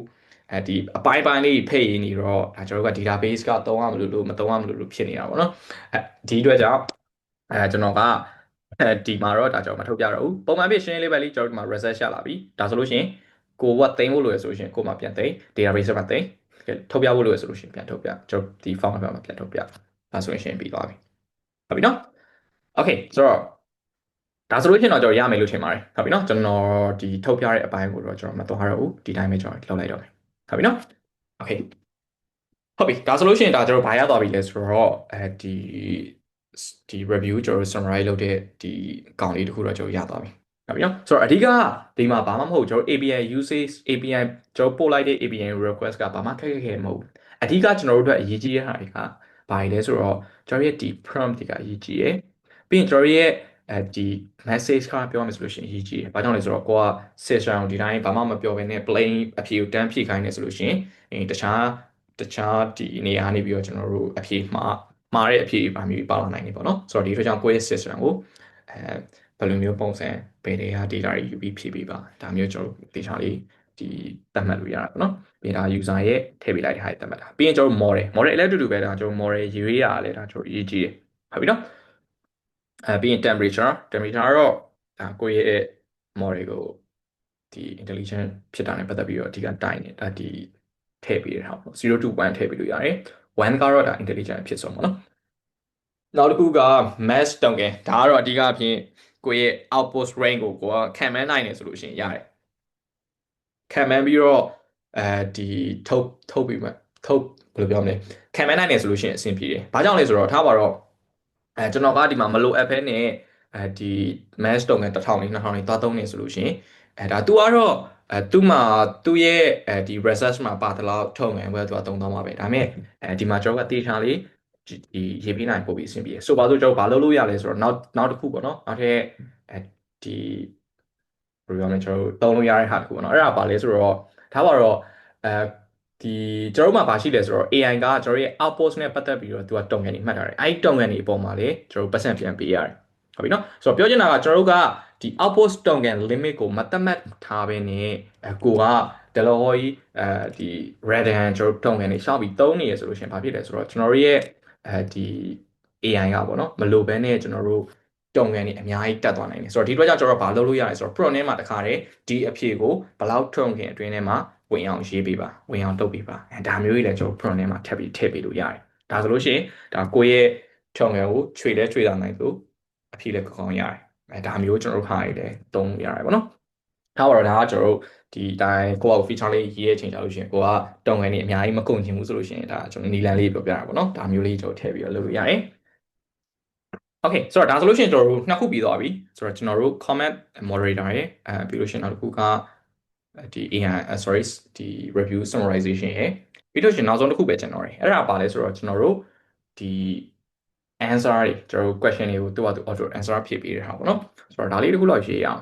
ဆိုတော့ဒီမှာလည်းအတူတူပဲကျွန်တော်ကဘာလို့ရှင်လဲဆိုတော့ဒီ route တစ်ခုကြော်ပတ်မှတ်လိုက်ဒီမှာလည်းအတူတူပဲဘာမှ trade through အများကြီးပါမှာမဟုတ်ဘူးဆိုတော့အဓိကပါမှာဘာပဲလဲဆိုတော့ဒီကျွန်တော်တို့ input တစ်ခုပဲပြီးရင် submit review ပြီးရင်မရှိမလဲဆိုတော့ဒီ question ကို submit လုပ်လိုက်တဲ့ဆိုလို့ရှိရင်ဒီ question နဲ့ပတ်သက်တဲ့ဟာကဒါကျွန်တော်တို့ဒီပြန်ချလာပြီဆိုတော့ဒါကကျွန်တော်ကုတ်မရေးပြရင်တော့ရတယ်ကျွန်တော်ကိုယ့်ဘောက်ကို send ပြီးတော့ရေးကြည့်လို့ရတယ်ကျွန်တော်ဒီဟာတော့ကျွန်တော် send ပြီးတော့မရေးပြတော့ကိုယ့်ဘောက်ကိုဒီ webinar ပြီးရဲ့ချိန်ကြလို့ရှိရင်ကိုယ့်ဘောက်ကို send ကြည့်လို့ရတယ်ဟုတ်ပြီနော်အဓိကဒီမှာလည်းအတူတူပဲကျွန်တော်ဘာလို့မလဲဆိုတော့ဒီမှာကျွန်တော်တို့ prompt ကောင်းတစ်ခုလိုမယ် prompt ကျွန်တော် question တွေမှာကျွန်တော် prompt မလို့ရတယ်ဘာကြောင့်လဲဆိုတော့ဒါ question ပဲဒီဆိုတော့ user ရဲ့ question ကို direct ထည့်ပေးလိုက်လို့ရတယ်ဒါပေမဲ့ဒီ role တွေဘာတွေမှာတော့ကိုကတေချာလေးသတ်မှတ်ထားဖို့လိုတယ်ထားပါတော့ကိုက programming နဲ့ဆိုင်တဲ့ land ဒီ မေကုန်းနေမေးစေချင်တာလားဒါဆိုလို့ရှိရင် maybe UI senior developer ဘာညာဒါမျိုးကျွန်တော်တို့ကသူ့ role တစ်ခုခံလိုက်လို့ရတယ်ပြီးရင် role တိုင်းသူဖြည့်ခိုင်းလို့ရတယ်ဒါမျိုးပေါ့ဟုတ်ပြီနော်ဆိုတော့အဲ့ဆိုရင်ကျွန်တော်ဒီ question နဲ့ဆိုင်တဲ့ဟာလေးတော့ကျွန်တော်မရေးပြတော့ဘူးကိုယ့်ဘာကိုစမ်းပြီးတော့ရေးကြည့်ကြမယ်ဟုတ်ပြီနော်ဆိုတော့ဒီမှာကျွန်တော်တစ်ခါလေးပြောချင်တာပါလဲဆိုတော့ကျွန်တော်တို့ဒီမှာအစပိုင်းနှုန်းကကျွန်တော်ပြောခဲ့တဲ့ဒီ open API key လို့ရလို့ကျွန်တော်ပြောခဲ့ရပေါ့နော်ဆိုတော့ဒီ API key ကိုကျွန်တော်ဘယ်ကနေယူရမလဲကျွန်တော်တစ်ချက်ပြပြပေးမယ်ဆိုတော့ဘယ်ကနေယူလို့ရလဲဆိုတော့ထုတ်ဆက်နိုင်မဲ့ဒါကျွန်တော်တို့ရဲ့ဒီ open ရဲ့ website တွေကိုသွားပါတော့ပြီးတော့ profile ရှိရယ်ပြီးရင်ဒီမှာ your profile နဲ့မှာရှိမယ်your profile နဲ့ကိုသွားပြီးရင်ကျွန်တော်ဒီမှာ API key ဆိုတဲ့ section ရှိရပါတော့ဆိုတော့ဒီ API key မှာဒါကျွန်တော်တို့ဒီမှာ API key ရတာကျွန်တော်ထုတ်လို့ရတယ်ဟုတ်ပြီနော် okay ဆိုတော့ဒါကတော့ကိုယ့်ရဲ့ API key ကိုဘယ်ကနေသွားယူရမလဲဆိုတော့ကျွန်တော်ချက်ပြပြပေးရဟုတ်ပြီနော် okay ဆိုတော့အဲ့ဆိုလို့ရှိရင်ဒါကျွန်တော်တို့ကိုယ့်ဘာကိုလောက်ရမှာအဓိကဘာလဲဆိုတော့ကျွန်တော် question auto answer လုပ်ပြီးတဲ့ဟာလေးပေါ့နော်အဲဒီဒီ AI နဲ့အဓိကလုပ်တဲ့ဟာလေးကိုယ့်ဘာကိုစမ်းကြည့်ကြည့်ဒါမှကိုယ်လည်းလုပ်ပြမှာနေဆိုလို့ရှိရင်လုပ်ပြမှာမဟုတ်ဘူးဟုတ်ပြီနော် okay ဆိုတော့အဲ့ဆိုလို့ရှိရင်ဒါကျွန်တော်တို့အဓိကဒီ webinar မှာကျွန်တော်ရေးပြခြင်းနဲ့ဒီ feature အားပါတော့ကျွန်တော်၃ခုလို့ပြောခဲ့တယ်ဒါပေမဲ့နှစ်ခုပဲကျွန်တော်ရေးပြတယ်တစ်ခုကဘာလို့လဲဆိုတော့ကိုယ့်အကိုကျွန်တော်အိမ်စာလေးပေးပြီးတော့ရေးခိုင်းကြည့်ကိုယ့်ကိုရေးကြည့်ပေါ့ဟုတ်ပြီနော် okay ဆိုတော့ဒါဆိုရင်ဒါကျွန်တော်တို့ AI နဲ့ပတ်သက်ပြီးတော့ AI ကိုသုံးပြီးတော့ဒါကျွန်တော်တို့ smart feature တွေဒါကျွန်တော်စပြီးတော့ထည့်ပြီးသွားပြီလို့ပြောလို့ရတယ်ဆိုတော့ဒီကောင်လေးကဘာဖြစ်လဲဆိုတော့ smart ဆိုတဲ့အတိုင်းပဲအရင်ရှုပ်နေရလည်းမဟုတ်ဘူးဒါပေမဲ့အရင်အတော့ဝင်တယ်ဒါမျိုး feature တွေပေါ့နော်ဆိုတော့ဒါမျိုးလေးပါကျွန်တော်ရေးရလည်းဘာမှမခက်ဘူးကြည့်ကြည့်ကျွန်တော်တို့ prompt တစ်ခုရှိမယ်ပြီးရင်ကျွန်တော် API request တစ်ခုရှိမယ်အဲ့ဒီ API ကိုဒါကျွန်တော်လိုအပ်တဲ့ information တွေနဲ့ထည့်ပေးလိုက်ရုံပဲပြီးရင်အဲ့ဒါကိုမှရလာတဲ့ results ကိုကျွန်တော်က data တွေပြန်ပြီးတော့ process ပြန်လုပ်တယ်ပြီးရင်ဒီ data တွေသိမ်းစရာကြီးကသိမ်းနေမလို့တိုင်းဘာမလို့ဒါမျိုးကျွန်တော် process တွေလုပ်တယ်ဒါပဲတကယ်တမ်းဟုတ်ပြီနော်အထူးကနောက်တစ်ခုရေးကြည့်တာပါလဲဆိုတော့ဒီ prompt မှာကျွန်တော်လိုတာကပါလဲဆိုတော့ကိုယ့်ရဲ့ထားပါတော့ကိုကဆိုတော့ပဲဒီ comment moderator လို့ပြောရဲဆိုပါဆိုကိုကဘာ results ကိုပြန်လို့ချင်တာလဲထားပါတော့ဒီကောင် good တယ်ဆိုလို့ရှိရင်ကိုက true လို့ချင်တာလားမကောင်းဘူးဆိုလို့ရှိရင် false လို့ချင်တာဒါမျိုးလည်းရတာပဲဒါဆိုလို့ရှိရင် true false ပဲပြန်ပေးပါဒါမျိုးကျွန်တော်ပြောလို့ရတယ်အဓိကဘာကိုပြောချင်လဲဆိုတော့ကိုယ့်ရဲ့ prompt မှာကိုလိုချင်တဲ့ဒီ response data structure ကိုကောင်းလေးထည့်ပေးဖို့လိုတယ်အဲ့လိုမှမဟုတ်ဘူးဆိုလို့ရှိရင်ဆိုတော့ request တစ်ခုတိုင်းဒီ API response ရဲ့ structure တစ်ခုဖြစ်နေရဆိုလို့ရှိရင်ကျွန်တော်တို့အဆင်မပြေဘူးလေဘာကြောင့်လဲဆိုတော့ကျွန်တော်ကိုဒီမှာ structure တစ်မျိုးနဲ့ပဲရေးထားတာကိုဒီ response structure အမျိုးမျိုးအတွက်ဒါကျွန်တော်တို့ handle လုပ်နိုင်မှာမဟုတ်ဘူးဆိုတော့ဒီအတွက်ကြောင့်ဒါကျွန်တော် error တက်နိုင်တယ်ဆိုတော့ဒီအတွက်ကြောင့်ပြောချင်တာလေးကဘာလဲဆိုလို့ရှိရင်ကိုယ့်ရဲ့ ကိုယ့်ရဲ့ request ရဲ့ response ကိုကတည်တည်ချာချာလေးဒီတတ်မှတ်ပေးဖို့လိုတယ်ကိုကစာပိုက်ကိုပြန်လို့ချင်တာဒါမှမဟုတ်လို့ရှိရင် object တစ်ခုပြန်လို့ချင်တာလားအဲ့ဒီ object ထဲမှာမှဘယ်လိုမျိုး property တွေထည့်ပြီးတော့လိုချင်တာလဲဒါမျိုးကျွန်တော် object structure စကျွန်တော်ကထည့်ပြီးတော့ဒီကောင် response type ပြန်ထုတ်ခိုင်းလို့ရတယ်ဟုတ်ပြီနော် Okay ဆိုတော့အဲ့ဆိုရင်တော့ဒါကျွန်တော်တို့ဒီ AI နဲ့ဒါကျွန်တော်တို့ smart feature လေးတွေဒါကျွန်တော်ဘယ်လိုရေးရမလဲဆိုတာတော့စပြီးမြင်သွားမယ်ထင်ပါတယ်ဟုတ်ပြီနော် Okay ဆိုတော့ဒါဆိုရင်တော့ဒါကျွန်တော်တို့ project ရေးတဲ့ section ကတော့ပြီးသွားပြီဆိုတော့ကျွန်တော်တို့ဒီမှာအဓိကဘာကျွန်တော်ထပ်ပြီးတော့ပြောမလဲဆိုလို့ရှိရင်ဒါကျွန်တော်တို့ဒီပတ်သက်ပြီးတော့เนาะဒီလိုမျိုး AI နဲ့ပတ်သက်ပြီးတော့တခုခုဒီချင်တာလေးတွေဒါမေးချင်တာလေးရှိရင်ကျွန်တော်မေးလို့ရတယ်ဒါမှမဟုတ်ရှင်အဓိကကျွန်တော် code ရေးဝါနဲ့ပတ်သက်ပြီးတော့နားမလည်တာလေးရှိရင်လည်းကျွန်တော်မေးလို့ရတယ်ဆိုတော့ agent ရှင်းကျွန်တော်မိလို့ရပါပြီ အဲ့မှာဒီမှာ mass token ဆိုတာဒီ output ရဲ့ token လား input ရဲ့ token လားဆရာ အဲ့ဒါ output get token brother input က token ရေးပေးစရာမလိုဘူးပေါ့ မ နော် လို့ ဒီ ကျွန်တော်တို့ထည့်လိုက်တဲ့ prompt ကိုတော့တွတ်သွားလိမ့်မယ်ပေါ့နော် ဟုတ်ကဲ့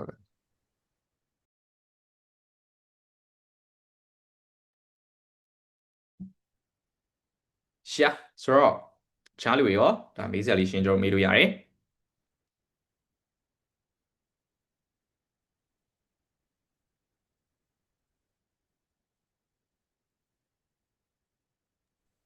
ကျွန်တော်တို့ OpenAI API key ထည့်ဖို့အတွက်ကကြာ OpenAI ကိုဝယ်ထားမှရမှာလား bro ဟောဆိုရင်ရတယ်ကျွန်တော်တို့ဒီအခုကျွန်တော်သုံးတဲ့ဒီ ChatGPT 3.5 model ဆိုလို့ရှိရင်ဒါ free ရမယ်နဲ့တူတယ် brother တချို့ model တွေပဲဒီကောင်က paid version နေနဲ့သုံးရတာပေါ့နော်တချို့ free ပေးတဲ့ model တွေလည်းရှိတယ် free ပေးတဲ့ကောင်တွေဆိုလို့ရှိရင်ကျွန်တော် free creation နဲ့ကျွန်တော်ဆန်းလို့ရတယ် free account တွေပေါ့နော်ပတ်စံထည့်စရာမလိုဘူး account ဖွင့်ပြီး API key generate လုပ်ပြီးယူသုံးလို့ရတယ်သူမှာတော့ free ဆိုတဲ့အတိုင်းပဲဘာတွေရှိလဲဆိုတော့ဒီ output token limitation တွေတော့ရှိတယ်စာရီတစ်ဝက်တစ်ပြက်နဲ့ရပ်သွားတာမျိုးတွေဒါမျိုးတွေတော့ဖြစ်တတ်တယ်ပေါ့နော် ဟုတ်ကဲ့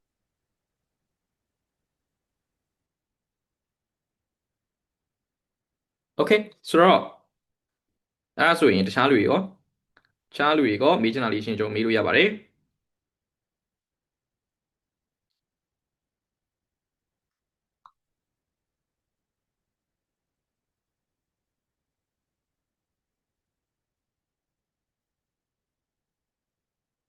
Okay ဆိုတော့အားလုံးငြိမ်နေဆိုတာကျွန်တော်မေးစရာမရှိဘူးကျွန်တော်ဒီစလိုက်မယ်ဟုတ်ပြီနော်ဆိုတော့အဲ့ဆိုလို့ရှိရင်နောက်ဆုံးအနေနဲ့ကျွန်တော် webinar လေးအဆုံးမသက်ခင်ကျွန်တော်လက်ဆောင်လို့ပဲပြောမယ်ပေါ့နော်လက်ဆောင်တစ်ခုပေးချင်တာကဘာလဲဆိုလို့ရှိရင်ဒါကျွန်တော်တို့ဒီနောက်လ10ရက်နေ့မှာဒါကျွန်တော်တို့ view level ဒီ full stack zone class ကျွန်တော်ဖွင့်ဖို့ရှိရပါတော့ဆိုတော့အဲ့ class မှာကဒါကျွန်တော် early bird တော့ကျွန်တော်မရှိတော့ဘူးဆိုတော့ဒီပုံမှန် price ကကျွန်တော်3သိန်းခွဲ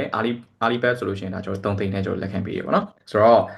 ဒီမရှိတော့ဘူးဆိုပေမဲ့ဒီ webinar join လာတဲ့လူတွေအတွက်ကျွန်တော်အဓိကဘာလို့ရှင်းလဲဆိုတော့ဒီ promo code လေးရှိရပါတော့ view step early ဆိုတဲ့ကောင်လေးရှိတယ်ဆိုတော့ကျွန်တော် zone ကနေကျွန်တော်ပို့ပေးလိုက်မယ်ဒီ code လေးကိုသုံးပြီးတော့ဒါကျွန်တော်တို့ဒီ